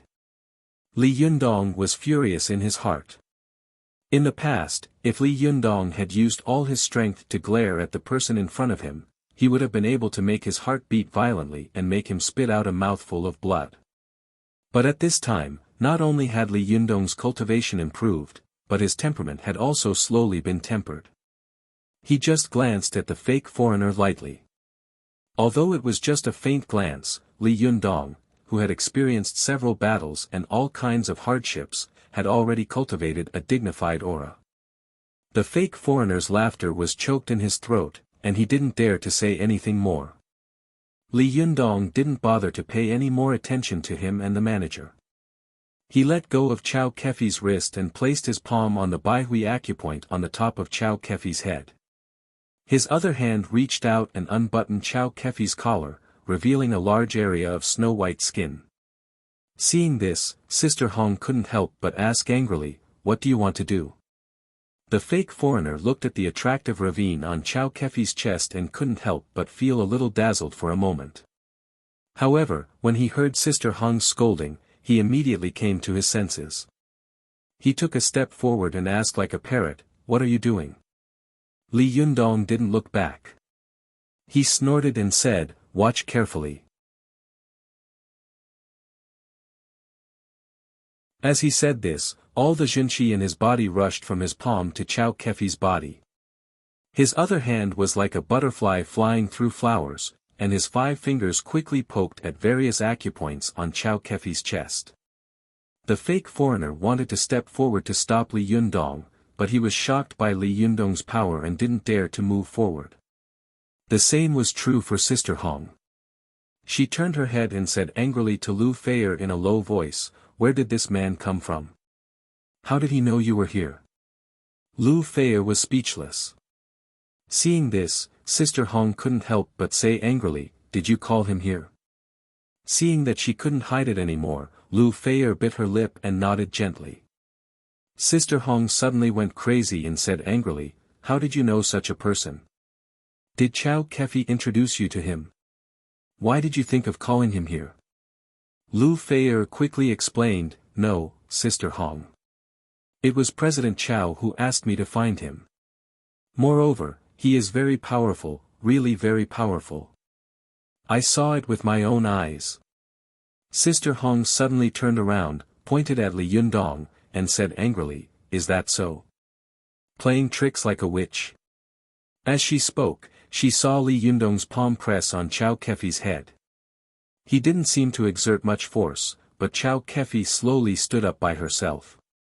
However, her eyes were still closed, her face was as thin as paper, and her skin was frighteningly pale, without a trace of blood. For a moment, Sister Hong was a little tongue-tied, and the people watching at the door also stirred. They whispered, "Hey, it's a little magical. F***CK, are you for real? What's going on? Is this a movie?" Lu Feier also widened her eyes and looked at the scene in front of her with excitement. At this time, she was already convinced that this master, who had been praised by Chao Kefi, must be a powerful guy. He must be able to save Chao Kefi. Lu Feier couldn't help but take Sister Hong's hand and whisper excitedly, "Sister Hong, look, look. I told you that he's amazing." Sister Hong couldn't help but say angrily, "Bullshit. This is not magic, this is superstition, this is pretending to be mysterious." She pointed at the people watching at the door and said loudly, "Tell me, do you believe it yourself?" What era is this? Why are you still doing this? This kind of person will be sentenced if he is arrested. While she was talking loudly, Li Yundong suddenly shouted, hum and ha, in the room, followed by a third shout, Chow Kefi, the soul has returned. The soul has returned. In the blink of an eye, everyone saw that the curtain on the balcony was suddenly raised high, and Chow Kefi's body trembled violently. Not long after, Chow Kefi let out a groan, and her long eyelashes gently trembled as she slowly woke up. The crowd suddenly burst into an uproar. The fake foreigner was dumbfounded, and his eyeballs almost fell out.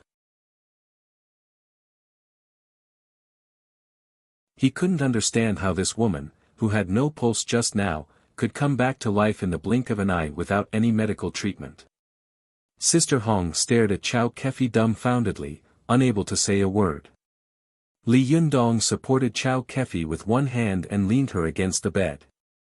Then, he glanced at the fake foreigner faintly and said, I can understand that you, a foreigner in China's skin, don't understand all this. As he said this, he turned to look at Sister Hong and shook his head slightly. But as a Chinese, you blindly think that the things of our ancestors are dregs and superstitions. I can't understand this. Sister Hong's face suddenly became very ugly. She opened her mouth and was about to retort, but she heard Li Yundong sigh again. Alas, but you are right about one thing. Sister Hong asked subconsciously, what is it? Li Yundong said meaningfully, you can't talk about ice in summer. Children, I'm sorry, but the internet in my house is 7 to 9, and it automatically disconnects at 9 p.m. Last night, I forgot to update it, and it was already past 9 p.m., so I didn't have time to update the second chapter. Vote for recommendation previous page next page error report if you like. Please click here to add Keeping a Fox at Home to your bookshelf, so that you can read the latest chapters and updates of Keeping a Fox at Home in the future. If you have any suggestions or comments on Keeping a Fox at Home, please click here to express your personal views.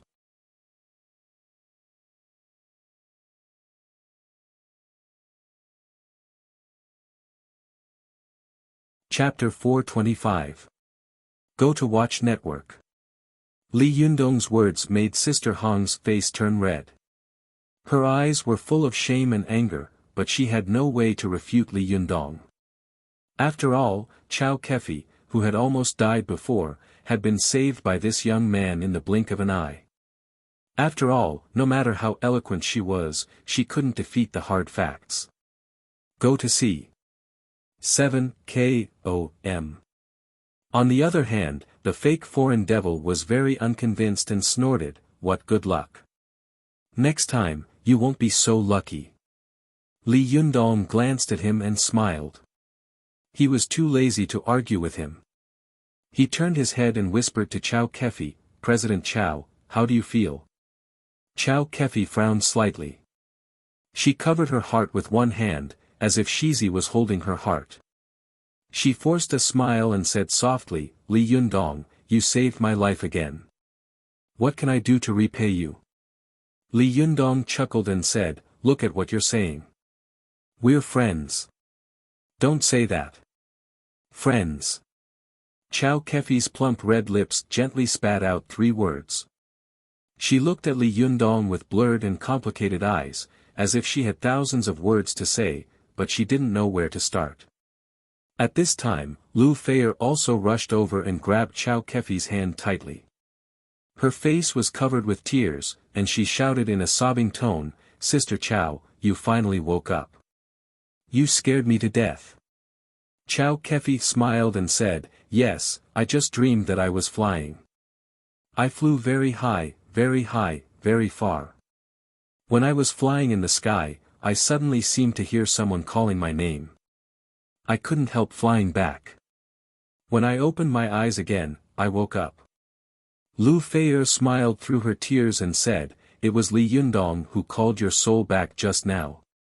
Li Yundong smiled and said, by the way, President Chow, do you know what's going on?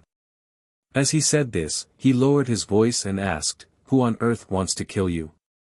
A look of fear suddenly flashed in Chao Kefi's eyes. She opened her mouth and was about to speak when she suddenly heard a noise coming from outside. Someone shouted in the corridor, "Get out of the way, get out of the way." The people who had been blocking the entrance turned their heads to look and immediately dispersed. Li Yundong and Chao Kefi turned their heads and saw several policemen barging in, shouting, "Where are the criminals?" Several security guards behind them saw Li Yundong at a glance. They immediately pointed and shouted, "That's him. Many of us were injured." Li Yundong smiled and asked, "You said that I hurt a lot of your people. May I ask who I hurt?" Several security guards said at the same time, We were all injured." Li Yundong smiled and said, "Where is the injury? Can I have a look?" The security guards were stunned. They subconsciously touched their bodies and found that there was no wound on them. Although they had been thrown far away by Li Yundong like a kite, they didn't feel much pain when they fell to the ground. At that time, they were so nervous and scared that they didn't notice these things. Now that they were pointed at by Li Yundong, they were surprised to find that they were not injured at all. The originally aggressive security guards suddenly relaxed. The leading policeman snorted coldly and shouted, "It's not up to you to decide whether or not he was injured." Li Yundong asked, "Then who has the final say?" Another policeman sneered and said, "Nonsense, of course it's up to us to say." Li Yundong laughed and said, "So you mean that it's up to you to say whether you hurt them or not? Even if you didn't hurt them, you can say that you hurt them?" When the policeman heard this, he couldn't help but say angrily, "What do you mean by that?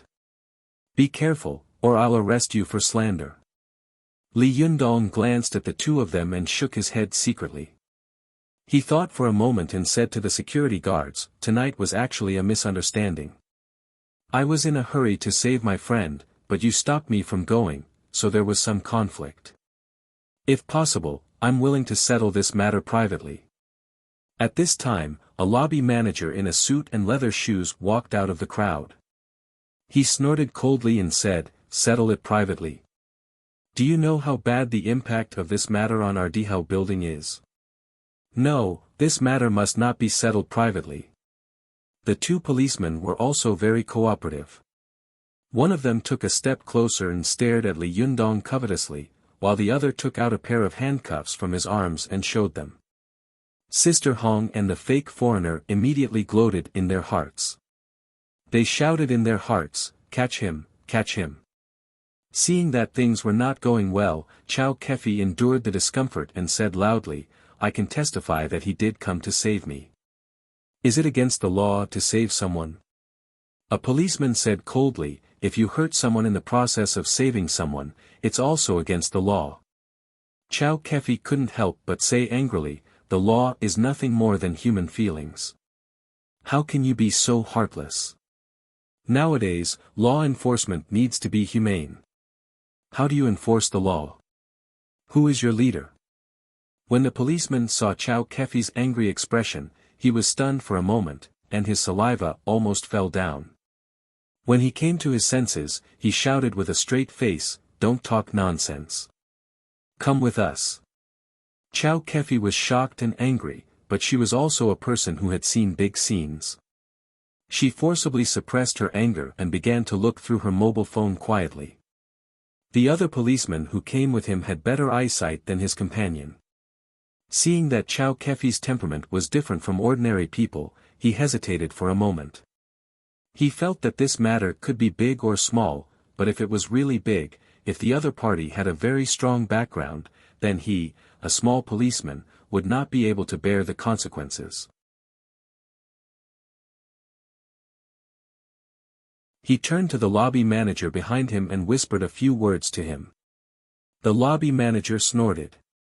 He thought for a moment and was about to speak when he suddenly heard a dignified voice not far away. "Xiao Lu, what are you doing here?" The policeman named Xiao Lu turned his head and saw a middle-aged man in casual clothes looking at him majestically. He was shocked and trotted over quickly. He saluted respectfully and said loudly, "Director Gong, I'm on a mission." Director Gong frowned and said, "What kind of mission is it? Take me to have a look." Xiao Lu smiled apologetically and said, "It's just a small matter. How can it be worth your time?" Director Gong snorted and said, "It's just a small matter, but it's so big. If it's really a big matter, are you going to tear the earth apart?" As he spoke, Director Gong put his hands behind his back and walked through the corridor like a beast king patrolling the mountains. The people who had been watching the fun in the corridor made way for him in awe. The lobby manager's face was full of smiles at this time. He took out a pack of cigarettes from nowhere and handed it over with a smile. "Director Gong, I'm really sorry to disturb your rest." "I'm sorry, I'll ask someone to send you 2 late-night snacks later."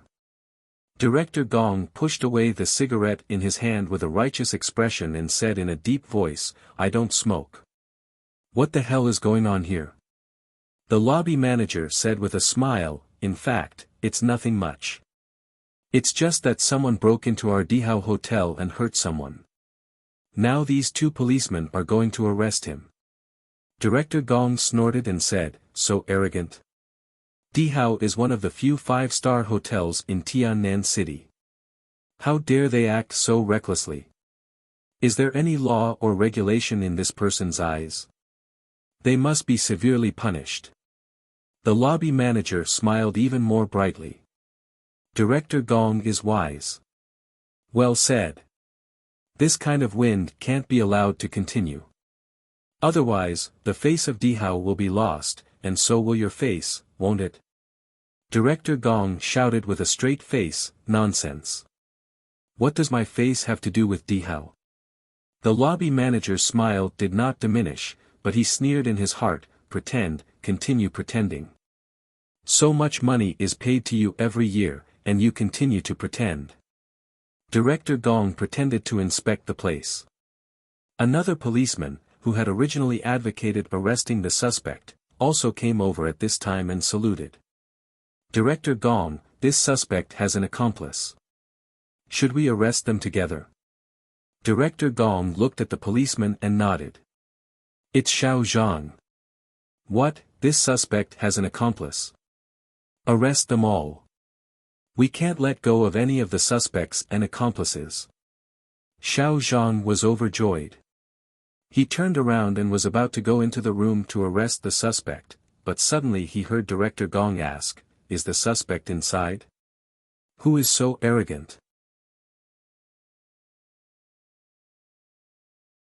Xiao Zhang quickly turned around and welcomed Director Gong into the room. Then, he pointed at Li Yundong and shouted, "This person is the suspect." Director Gong took a closer look and saw that the boy was looking at him coldly. Not only was there no fear or uneasiness in his eyes, but they were full of mockery and disdain.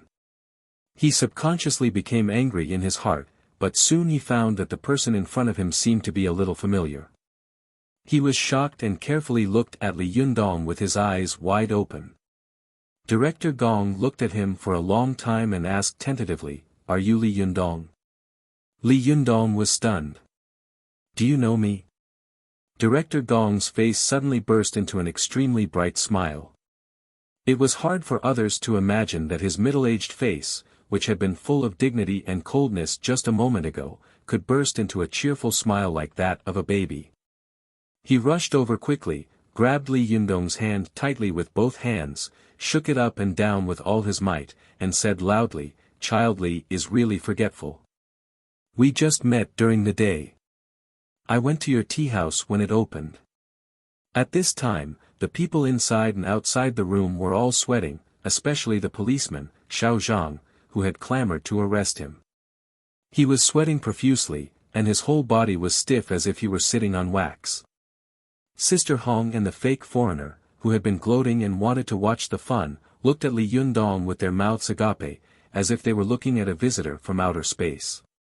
When Li Yundong opened the tea house today, there were at least 70 or 80 celebrities from all walks of life.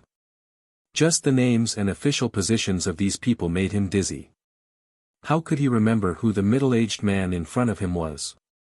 But when Li Yundong saw that the other party was so enthusiastic and the smile on his face was as bright as a sunflower, he couldn't lose his temper. As the saying goes, don't hit a smiling person, right? Li Yundong pretended to be suddenly enlightened. He smiled and said, "Ah, I remember. I'm so sorry. Hello, Director Gong."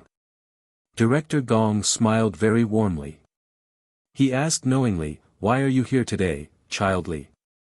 Li Yundong smiled and said, "I came to save a friend, but there was a misunderstanding with Di Hao."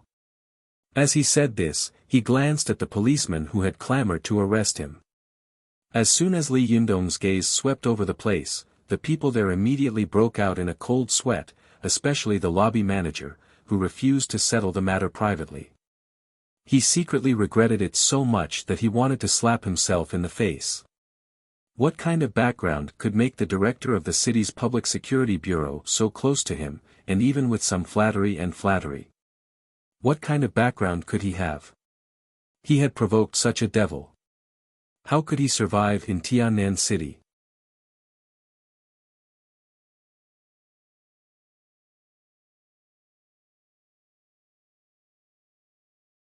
Chapter 426. Go to watch net. While the lobby manager was thinking about how to deal with the situation, Director Gong asked the two policemen behind him loudly, "Are you here to arrest Child Li?" The policeman named Xiao Zhang was tongue-tied. His forehead was covered with beads of sweat that kept rolling down. His tongue seemed to be tied, and he couldn't speak. The other policeman named Xiao Lu was obviously much smarter. He said loudly, "Director, we are here to understand the situation." Director Gong glanced at him and was secretly satisfied with his alertness and response. He nodded and said, "Well, how is the situation?" Xiao Lu couldn't help but sweat rolling down his body. He looked at Chao Kefi and then at Li Yundong, complaining to himself, "Oh my God, how can I take back what I just said? Isn't this like slapping myself in the face?" But when his eyes fell on the lobby manager, he suddenly had an idea. "I got it. My friend in the Tao will die, but I won't. I found a scapegoat." Xiao Lu pointed to the lobby manager and said loudly, "Manager Wang knows the best. Let him speak." Manager Wang was so angry that he almost cursed out loud. "Motherf asterisk cur, it's fine that you often come to my place to catch a few prostitutes. How dare you frame me? You really can't be trusted." But as angry as he was, he still had to say something. Manager Wang wiped the sweat from his forehead and said in a hollow voice, "In fact, it's just a small misunderstanding. Child Li is just eager to save people." It's okay, it's okay. It's just a small matter." As he spoke, he suddenly thought of something and thought to himself, "Damn it, if these two stinky policemen can push this kind of trouble to me, can't I push it to someone else?" As he said this, he turned his head and shouted at the security guards behind him, "Are you injured or not?" The security guards were dumbfounded. They hadn't expected that such a big responsibility would be thrown to them one after another. They secretly cursed, but the lobby manager was the brother-in-law of the new mistress of the chairman of Dihao. No matter how much they complained, they didn't dare to offend him. Go to watch net. The security guards all said with sad faces, "No, we're not injured at all." Manager Wang said angrily, "If you're not injured, why are you shouting? The flood nearly destroyed the Dragon King temple." These security guards were so aggrieved that they were about to cry. They all drooped their heads and dared not speak up. Seeing this, Li Yundong also said, "It's not their fault. It's my fault. Just let it go." Unexpectedly, Director Gong suddenly shouted, "No, we can't go there like this." At this time, everyone couldn't help but look at the chameleon director strangely. They thought to themselves, is this director going crazy again, going to enforce the law impartially? Director Gong said righteously, "Child Li, you came to Dihao to save people at such a late hour. What kind of spirit is this? This was a spirit of abandoning oneself and forgetting others. This was a chivalrous spirit.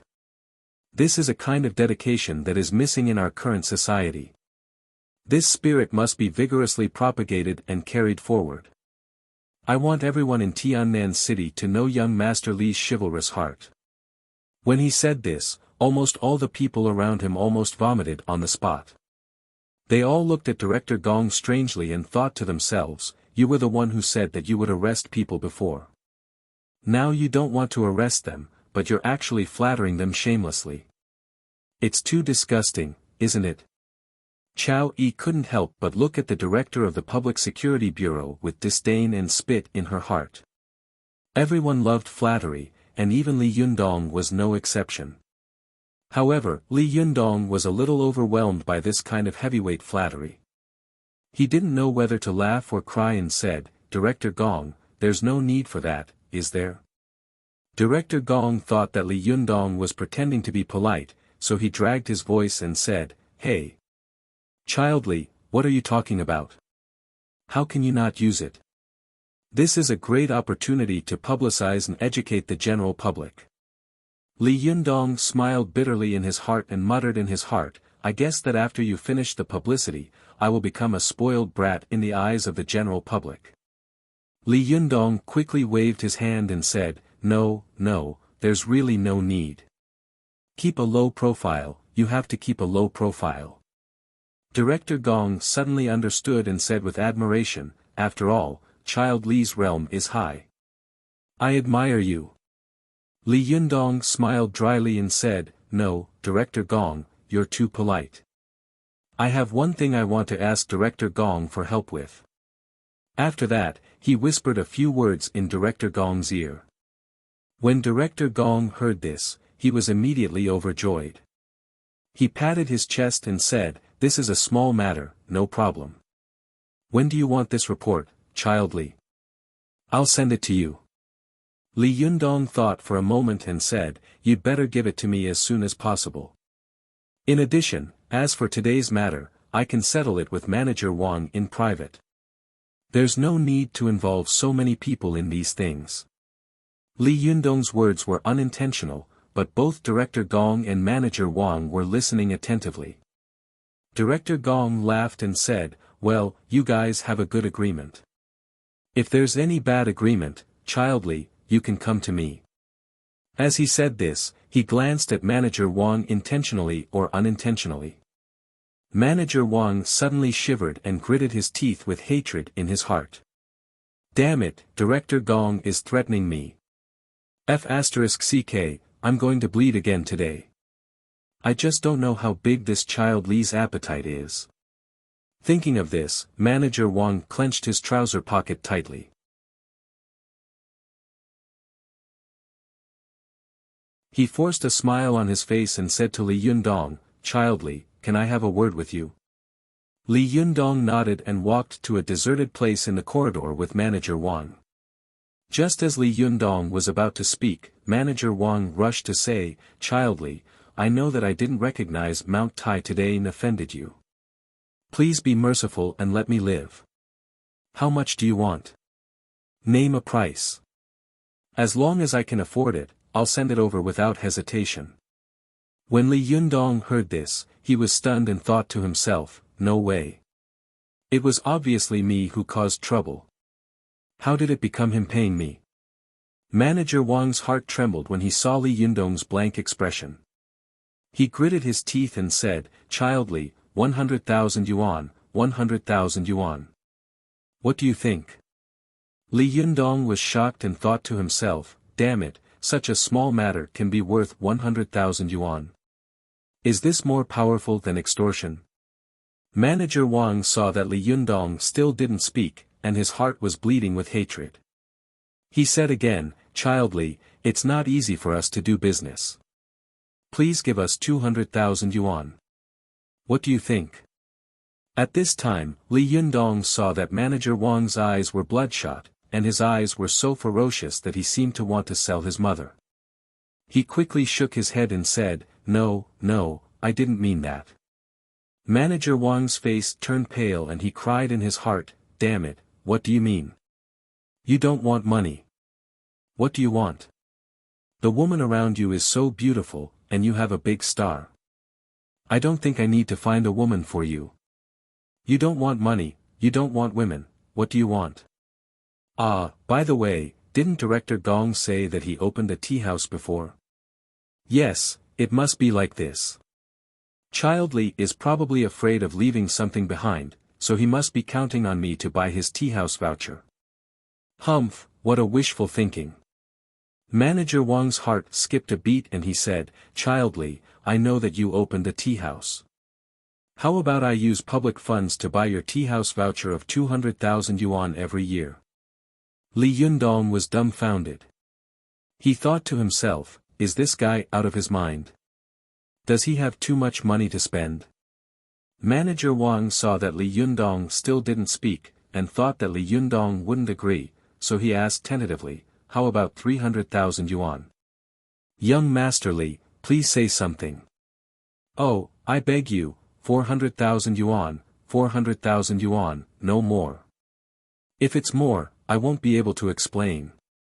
Only then did Li Yundong come to his senses. He had a strange expression on his face and thought to himself, does this guy think I'm a rich second generation who wants to rip me off? Manager Wang's heart trembled when he saw Li Yundong's strange expression. He suddenly gritted his teeth and said, 500,000 yuan, Childly, I'm very sincere. Please say something. Li Yundong saw that Manager Wang was about to go crazy. If he didn't say anything, he was afraid that this guy would want to dig his ancestors' graves.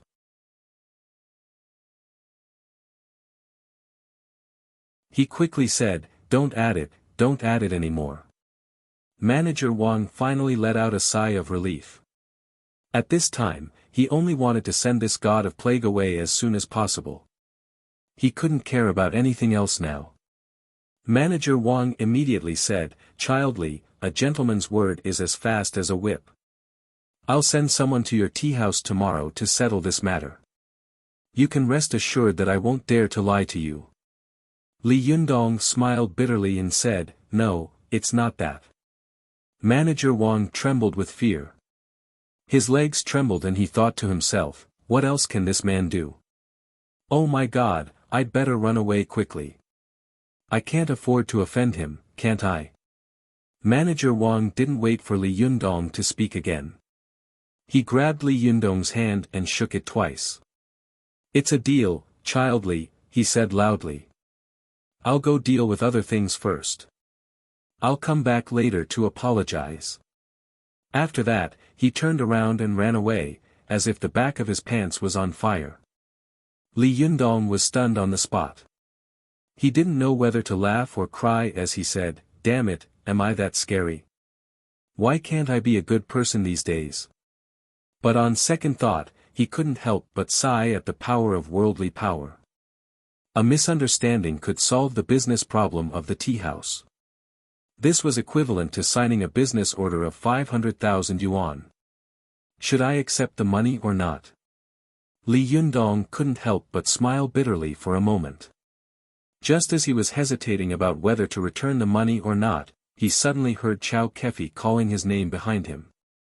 Li Yundong looked back and saw that Chao Kefi was wearing a fur coat, which made her look elegant and extraordinary. She looked at him with a lazy and charming face and said with a smile, What are you daydreaming about? I've called you several times. Li Yundong came to his senses and said with a smile without thinking, I was thinking that it's really strange recently. Wherever I go, I can meet people I know. Chao Kefi looked at Li Yundong, and for a moment, her eyes were a little dazed. In her impression, this boy was still young and inexperienced a few months ago. Although he had all kinds of magical abilities, he was still an ordinary person after all, and she could even look down on him. But now, she had to stand on her tiptoes and look up to see him. How could a person climb so fast? How high could he climb in the future? Thinking of this, Chao Kefi couldn't help but be stunned for a moment. She sighed faintly and said, Everyone in the world knows me. Li Yundong was stunned. He didn't know Chao Kefi's thoughts as a woman. He only felt that her words were full of sarcasm and mockery. Li Yundong recalled these words and couldn't help but laugh out loud. Who in the world doesn't know the king? After laughing for a while, he noticed that Chao Kefi was carrying a bag in her hand. Lu Feier and her agent, Sister Hong, were also standing next to her, as if they were going out.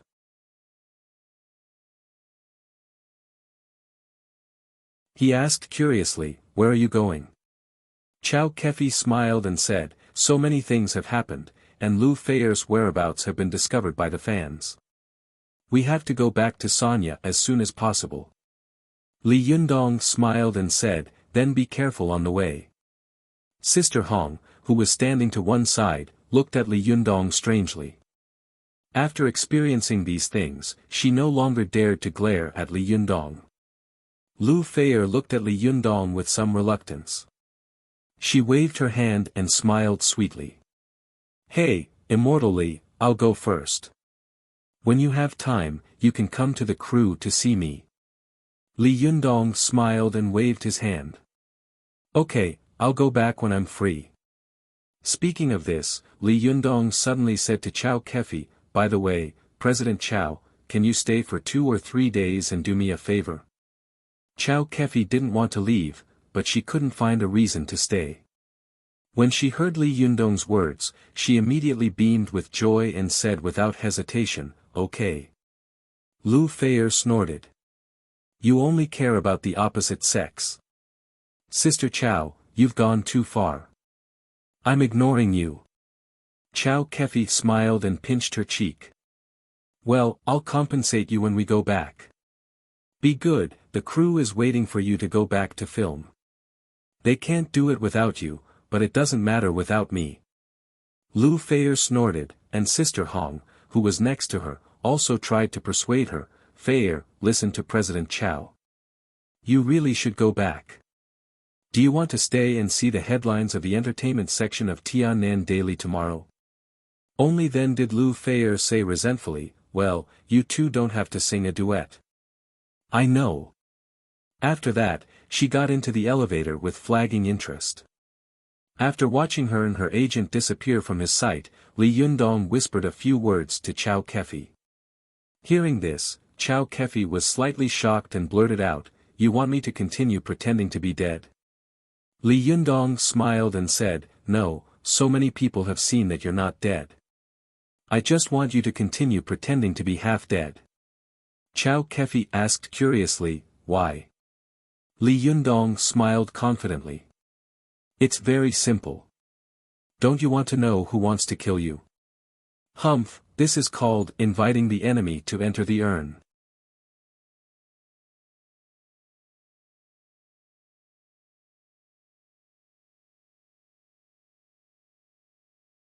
Chapter 427. Go to watch net. When Li Yundong returned home, it was already late at night, but the house was still brightly lit. Everyone was waiting for his return. Watch net. 7 KOM. Zi Yuan was sitting cross-legged in a corner with her eyes closed.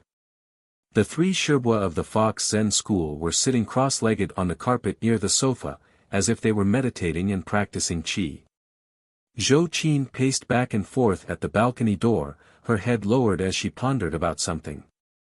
Wan Hongling and the little foxes of the Fox Zen school were sitting on the carpet in the middle of the living room, watching the evening news on the TV station.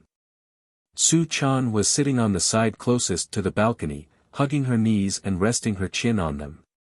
Although her face was facing the TV, her eyes glanced out of the balcony from time to time. After living in the secular world for a while, the little foxes gradually became accustomed to television and had a general understanding of the contents of the television. As they watched the news, they whispered to each other, "Hey, do you think we're in the news?" "I don't know, but there should be.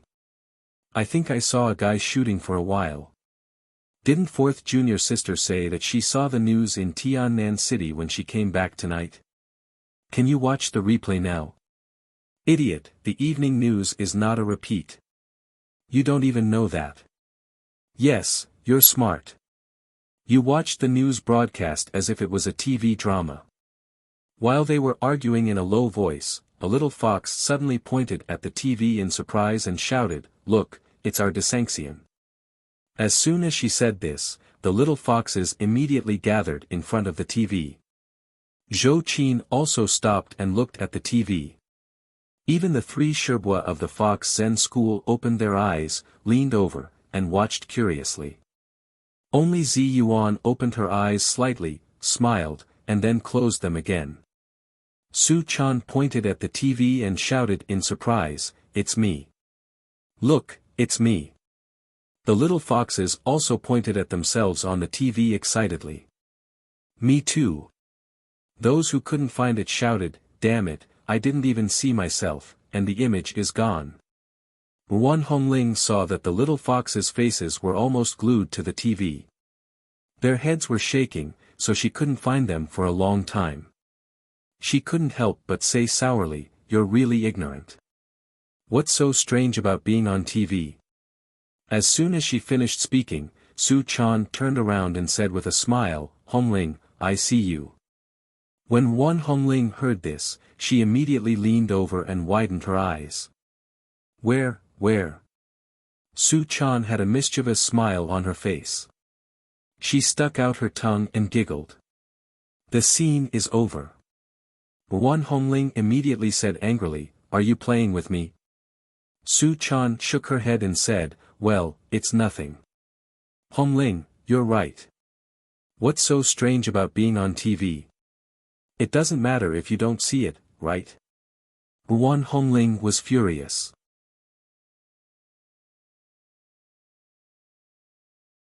She stared at Su Chan with her eyes wide open and thought to herself, "Well, she wants to fight with me.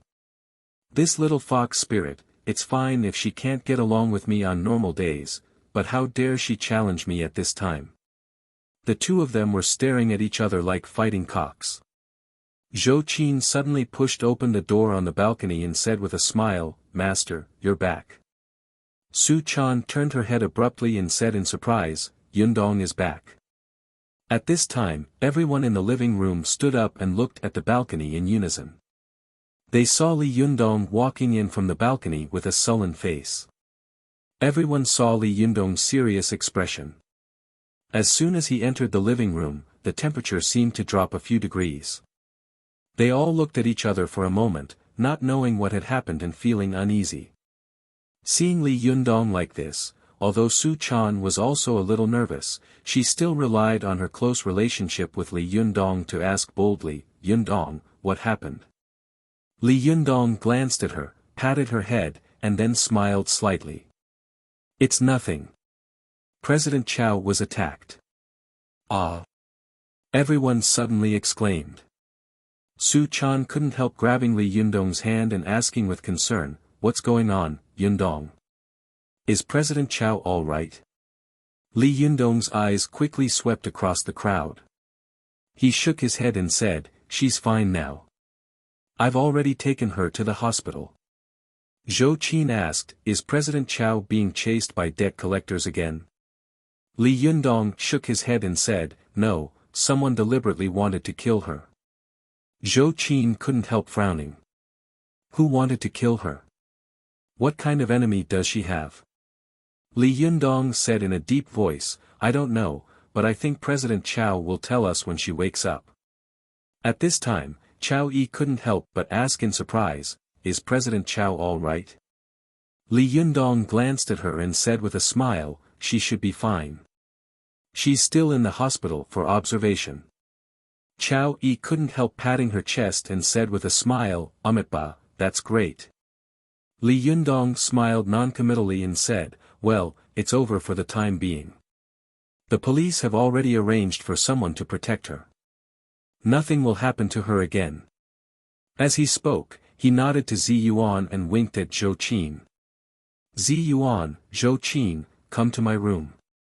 Also, everyone, go to bed. It's late." Everyone immediately scattered and went back to their rooms. Su Chan saw that Li Yundong had talked to Zi Yuan and Zhou Qin, but not her. It was obvious that he felt that she was unreliable and not a person to discuss things with. She pouted and was a little unhappy, but soon, her eyes rolled and a sly smile appeared on the corner of her mouth.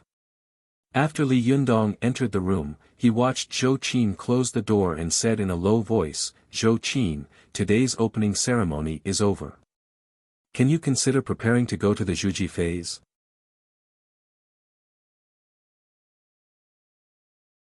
Zhou Qin hadn't expected that Li Yundong would call her in and say such a thing.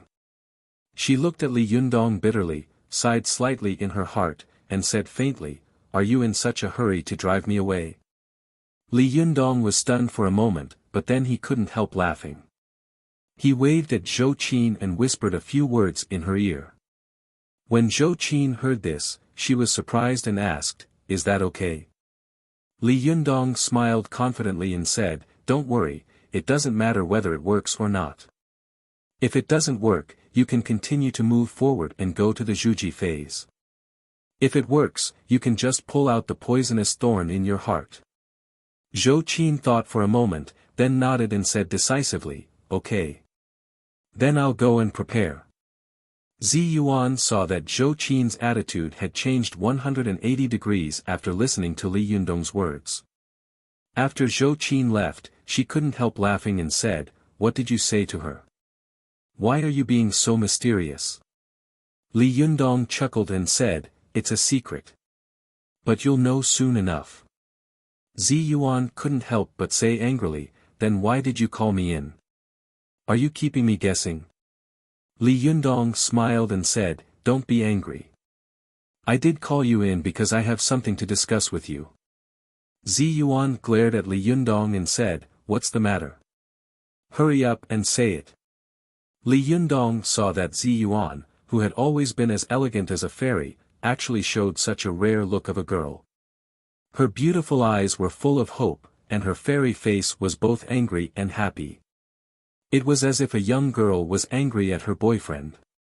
Li Yundong was a little stunned, and his gaze made Zi Yuan come back to her senses. She turned her head away awkwardly, her ears blushing and her eyes flickering.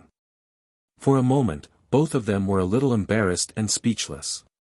There seemed to be a faint ambiguity flowing in the air. After a long time, Li Yundong coughed dryly and told Zi Yuan about what had happened that night. Then he said, "When we targeted Zhuang Yiting and Chao Yi, Zhuang Yiting first took the initiative to expose Chao Yi. Don't you think it's too much of a coincidence?" Zi Yuan gradually calmed down. She stroked the black hair at her temples, her eyes narrowed, and she thought for a moment before saying, "According to what you just said, there are a few coincidences in what happened tonight. First, why was Chao Kefi attacked? Moreover, the other party tried to kill Chao Kefi by dispersing her soul. This means that this person must be a cultivator. And why would a cultivator risk being struck to death by heavenly thunder to try to kill a mortal like Chao Kefi?" Li Yundong nodded and said, "That's right. And the second coincidence is, how did this person know where Chao Kefi and the others were staying?" Zi Yuan also said naturally, "Unless this person has been watching Chao Kefi from the beginning and has been following her all the way to the place where she is staying."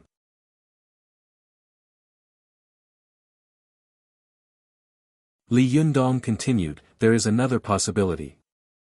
That is, this person heard Chao Kefi say where she was staying when de Sanxian left." Zi Yuan's eyes suddenly lit up. She smiled coldly and said, "Hey, did you notice that when Chao Kefi first came, who in the Fox Zen school showed the most unusual emotions?" Li Yundong smiled slightly and said, "You told me about this. Chao Yi and Zhuang Yiting were the most unusual. They looked as if they had seen a visitor from outer space, and their faces were full of shock and disbelief." Zi Yuan nodded slightly and said, "It's a pity that their emotions only showed for a moment and soon disappeared. I didn't pay much attention to their other emotions. However, judging from their reactions and our previous inference, the identity of the culprit who attacked Chao Kefi is obvious. It is very likely that the one who attacked Chao Kefi was second Shibui Yen Fang." Li Yundong nodded slowly. He sighed softly and said, "This is also what I don't understand the most. If it was really Yen Fong, why did she attack Chow Kefi? Moreover, she had 10,000 ways to kill Chow Kefi. Why did she choose to shatter Chow Kefi's soul?" After pondering for a while, Zi Yuan said, "If an ordinary person is killed, his 3 souls and 7 spirits will temporarily stay in his body for a period of time and not dissipate. Just like Deng Yu and Deng Jiao, cultivators can give them a new life by restraining their 3 souls and 7 spirits. But if the other party's soul is forced out of the body, if the soul doesn't return to the body within an hour, although the body is still alive, it will actually become a vegetable. In this way, the other party doesn't have to risk killing the other party and attracting the heavenly thunder, and it can also make it impossible for the other party to gather the soul to resurrect the person. Because once the soul is scattered, the person's spiritual energy will be scattered between heaven and earth, and it can no longer be gathered. Unless." Li Yundong listened attentively. When he heard the last round, he saw that Zi Yuan hesitated slightly and didn't continue, so he asked casually, "Unless what?" Zi Yuan smiled slightly and said, "Nothing. In short, this person wants Chow Kefi to become a vegetable, but she doesn't actually want to kill her." Li Yundong didn't take Zi Yuan's hesitation to heart. He continued to ponder what had happened tonight. After thinking for a while, he said, "In short, this matter is very strange. Why did Yen Fong attack Chow Kefi? The motive of this matter is very confusing." As he spoke, Li Yundong seemed to think of something. He asked again, "By the way, why does Chow Kefi only have 1 soul and 3 spirits?" Zi Yuan also shook her head and smiled helplessly. "I don't know either. It's the first time I've met such a person." Li Yundong thought for a while, but he couldn't figure it out. He smiled and said, "Forget it, don't think about it.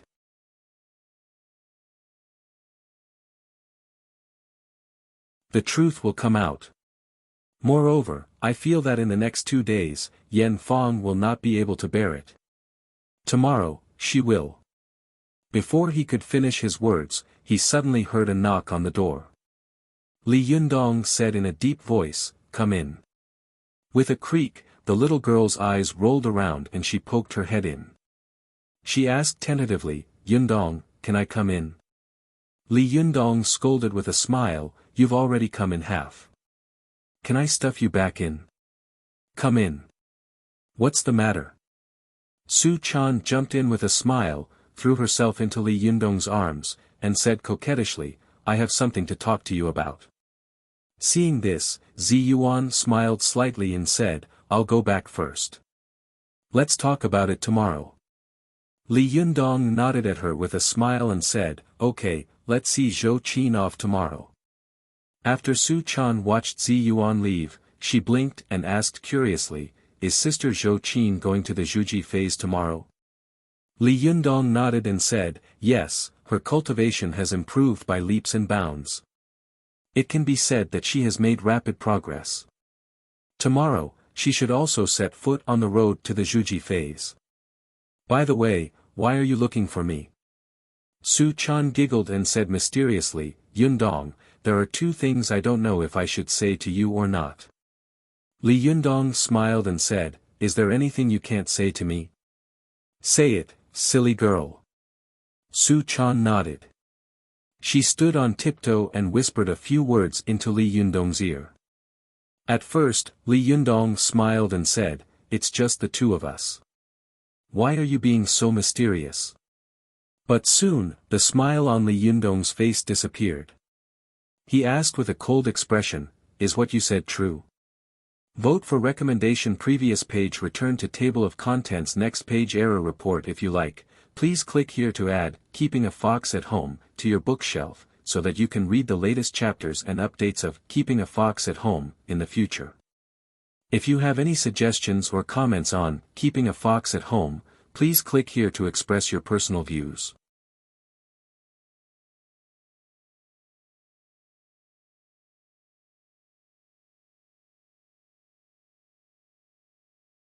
Chapter 428. Go to watch net. In the face of Li Yundong's rhetorical question, Su Chan nodded vigorously and said, "It's absolutely true.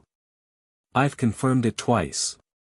And last time, I heard someone quarreling with Chao Yi Shibua in her room." Li Yundong frowned and pondered for a while, then asked in a deep voice, "Who else knows about this?" Su Chan blinked her eyes and said, "Just me. Go to watch net. 7 KOM. A smile appeared on Li Yundong's face. He stroked the girl's hair with relief and said softly, "My girl knows how to share my worries and difficulties." Su Chan smiled sweetly. The girl held Li Yundong's arm and said in a sweet voice, "I always make trouble for you. I feel sad, so I have to help you in other ways." Li Yundong chuckled and said, "Well done, but don't let others know." Su Chan nodded obediently. She asked suspiciously, "Yundong, what are you going to do?" Li Yundong smiled and said, "I have my own way. You can go back first. Don't let others find out that something is wrong." Su Chan giggled and said, "I know. Although your girl always causes you trouble sometimes, she is not a fool." Li Yundong laughed and said, "Well, my girl is the smartest." Hearing Li Yundong's praise, Su Chan was so happy that she beamed with joy. She walked to the door, turned around, and waved her hand. She whispered in a sweet voice, "Then I'm leaving." Li Yundong smiled and waved at the girl. After the door was closed, the smile on his face faded little by little, and he looked thoughtful. Under the moonlight, Li Yundong's figure was like a boulder, motionless, deep and cold. At dawn the next day, when the people of the Fox Zen school got up, they were surprised to find that Li Yundong was already standing in the living room early in the morning. Li Yundong stood facing the east-facing balcony with his hands behind his back. His feet were in an irregular position, and the balcony curtains and floor-to-ceiling windows were open. The morning breeze outside blew the corners of his clothes, and the golden morning light was sprinkled on his body like a gauze, making him look like a shining golden pagoda, full of mystery and majesty. The little foxes of the Fox Zen school looked at Li Yundong's back and held their breath for a moment. One by one, they looked at their leader with admiration, as if as long as they stood behind him, they would have nothing to worry about, and everything would be peaceful and happy. Zhou Qin and Li Yundong had agreed to embark on the Zhuji phase that day, so they came to the living room early in the morning. Seeing the little foxes in the living room in a daze, she followed their gazes out of curiosity. Zhou Qin was stunned by what she saw. She looked at Li Yundong with infatuation, and her breathing seemed to have stopped.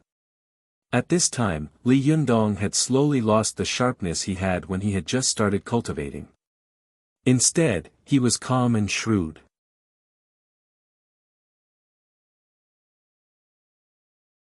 In Zhou Qin's opinion, Li Yundong used to be like a dazzling golden sun, which people couldn't look at directly.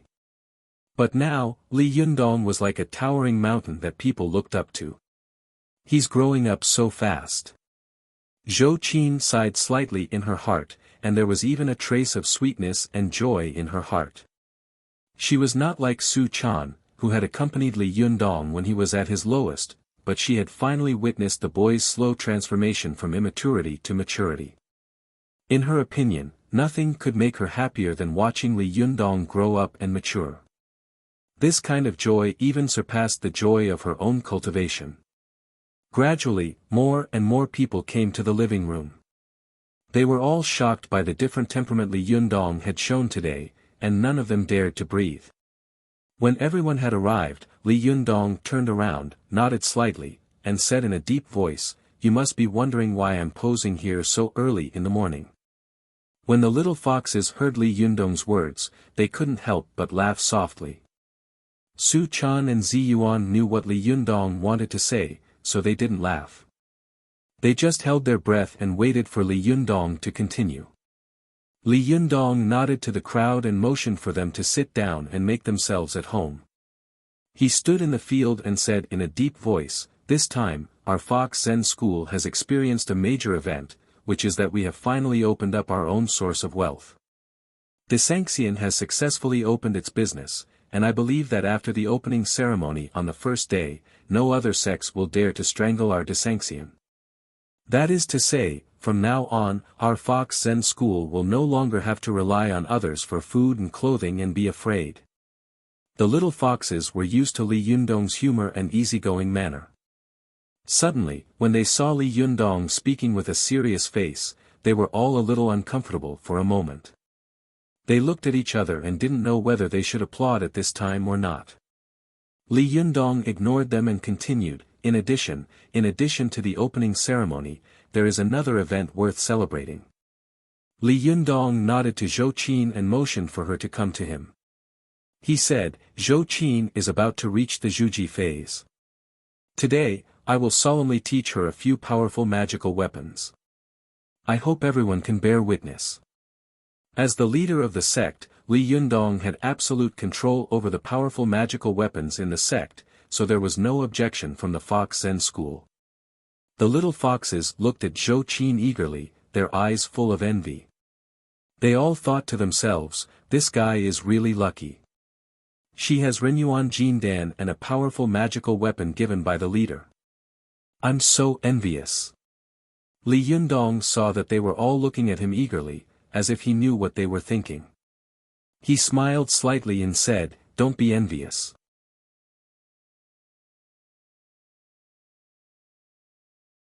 I promise you that in the future, if there are elixirs and elixirs, you will definitely get them.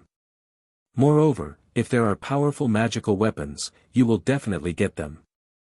When the little foxes heard this, they immediately beamed with joy and shouted, long live the emperor. Li Yundong nodded and raised his hand. The little foxes immediately fell silent and stopped making trouble. Zi Yuan, who was standing to one side, saw this and felt a little emotional in her heart. Since Li Yundong took over as the leader of the Fox Zen school, although he has been very loved, the little foxes have always been close to him and lack authority. Therefore, the three Shibwa have always been needed to discipline these little foxes. But now, Li Yundong's bearing was enough to subdue these lawless little foxes.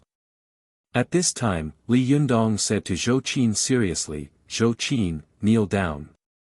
Now, as your master, I will teach you powerful magical weapons. I hope that you can make good use of them after you reach the Zhuji phase. Zhou Qin's face was also full of solemnity. She knelt down respectfully, raised her hands high, and lowered her head slightly. She looked at Li Yundong's shoes and said, Master, please give me the treasure. Li Yundong took out the cold saw-toothed Vajra wheel from the colorful brocade pouch he carried with him and handed it to her, saying, This is the powerful magical weapon of Yi Yu of the Fox Zen school. Its original name is the cold saw-toothed Vajra wheel. Now I will rename it Chiwe and give it to you. I hope that you can use it to cut off all the thorns and difficulties on the path of cultivation. Zhou Qin took it respectfully and put it aside. At this time, Li Yundong took out a fiery red whip from the brocade pouch and said in a deep voice, Zhou Qin, take the treasure. Zhou Qin raised her hands again and said respectfully, Master, please give me the treasure. Li Yundong said in a deep voice, This is the powerful magical weapon of LV Fengping of the Yin-Yang sect of Mount Wuhua. Although I don't know its original name, I will rename it the Vulcan's Whip today. I hope that it can be carried forward in your hands. Zhou Qin took it respectfully and placed the Vulcan's Whip beside her. At this time, Wan Hongling, who had been watching the scene, suddenly whispered to Zi Yuan, Sister Zi Yuan, today is the first time I've found that Li Yundong is really serious. Zi Yuan's eyes were fixed on Li Yundong. Without turning her head, she replied with a smile, was he not serious when he was on Mount Tianlong? Wan Hongling snorted. This guy is always smiling all day long. He's not serious at all. I only remember that he teased me. Who would remember something that happened so long ago? Zi Yuan watched as Li Yundong solemnly handed over the powerful magical weapons to Zhou Qin.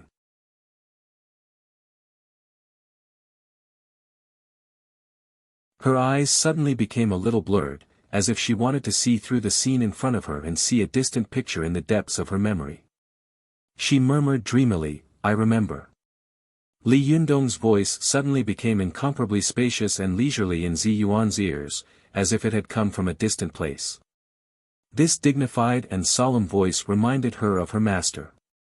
It was as if that gentle figure was swaying in front of her eyes, and that gentle voice was flowing in her ears. Just as Zi Yuan was in a daze, Wan Hongling, who was beside her, suddenly stretched out her hand and shook it hard in front of her eyes.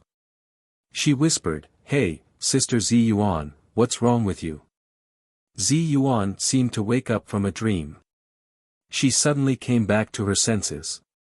In her eyes, the vague figure in the depths of her memory disappeared, replaced by Li Yundong's figure. There was a strong sense of confusion in Zi Yuan's eyes. She couldn't help comparing her master with the boy in front of her. In her impression, her master was like the clouds and the wind, casual and natural. She had never seen him lose his temper. He was always so calm and natural, and his eyes seemed to see through the world and everything. As for this boy, sometimes he was like fire, and sometimes he was like a mountain. He was dignified and unpredictable. Zi Yuan thought in her heart, and she couldn't help whispering, "They are obviously two completely different people. Why do I always feel that they are so similar?" Wan Hongling, who was standing to one side, sighed in her heart. She knew that it was precisely because her Shiji admired her master so much that she had a deep imprint on her. No matter what, she was imitating her master and chasing after his figure and footprints. Sister Zi Yuan used to have an inexplicable love for master, but now she has obviously fallen in love with this guy, but she refuses to admit it. Alas, I don't know when this layer of paper will be broken. Wan Hongling thought with a sad face. Wan Hongling knew that once Zi Yuan indulged in chasing after her master's footprints again, she would return to the appearance of an otherworldly fairy. It was fine if it was just this appearance, but what if her sister Zi Yuan was like her master and flew away without caring about anything? What would she do? Wouldn't that mean that he was going to be all alone? Wan Hongling didn't want Zi Yuan to become like this, but she didn't have any good ideas, so she said casually, "Sister Zi Yuan, why does Li Yundong have to be the leader of the Fox Zen school? If he sets up his own sect, he might be able to become a great master of his generation." At this time, Zi Yuan became slightly sober. She sighed softly and said, "With Li Yundong's talent, and opportunities, if he sets up his own sect, he will definitely become a great master in the future." A great master? So exaggerated? Although Wan Hongling disagreed in her heart, she didn't refute it.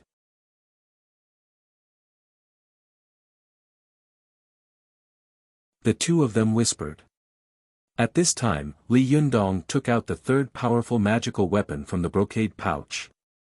When everyone saw this powerful magical weapon, they immediately exclaimed, "Lioha." Wan Hongling also opened her mouth wide and whispered, "No way, the Lioha will also be passed on to Zhou Qin. Aren't you afraid that someone will kill you and take the treasure?" Zi Yuan smiled faintly and did not say anything. At this time, Li Yundong held the Lioha with both hands and said, "Zhou Qin, take the treasure." Zhou Qin raised her hands again and said, "Master, please give me the treasure." Li Yundong said, "This is the powerful magical weapon of Yan Fong of the Lingdong sect of the Jingyi school. Now I will pass it to you. I hope you will make good use of it in the future." Zhou Qin respectfully took the Lioha. At this time, the little foxes of the Fox Zen school were so red that their eyes almost turned into rabbit eyes. It was already good enough for ordinary cultivators to have one powerful magical weapon, but Zhou Qin had actually received 3 at once, and each of them was an extremely powerful cultivation magical weapon. Isn't this too exaggerated? Is it so profitable to be Li Yundong's disciple? Li Yundong didn't seem to see the pairs of shining eyes of the little foxes. After passing the magical weapons, he was about to speak when he suddenly heard the doorbell ring. Li Yundong looked up and saw Su Chan very cleverly saying, "I'll go and have a look." As she said this, she trotted to the door, opened it, and took a look. Then she turned to Li Yundong and said loudly, "Yundong, it's a woman. She's looking for you." Li Yundong was stunned for a moment and thought, "A woman? Who? Who knows I live here?" You're tuning into the Han Li's Wuxia Chronicles YouTube channel. We're so grateful for your support, and don't forget to subscribe to join us on this incredible journey through captivating stories. Your generosity through donations truly makes a world of difference, as it's the primary source of revenue that allows me to expand and enhance this channel for you. Thank you from the bottom of my heart for being a part of this adventure.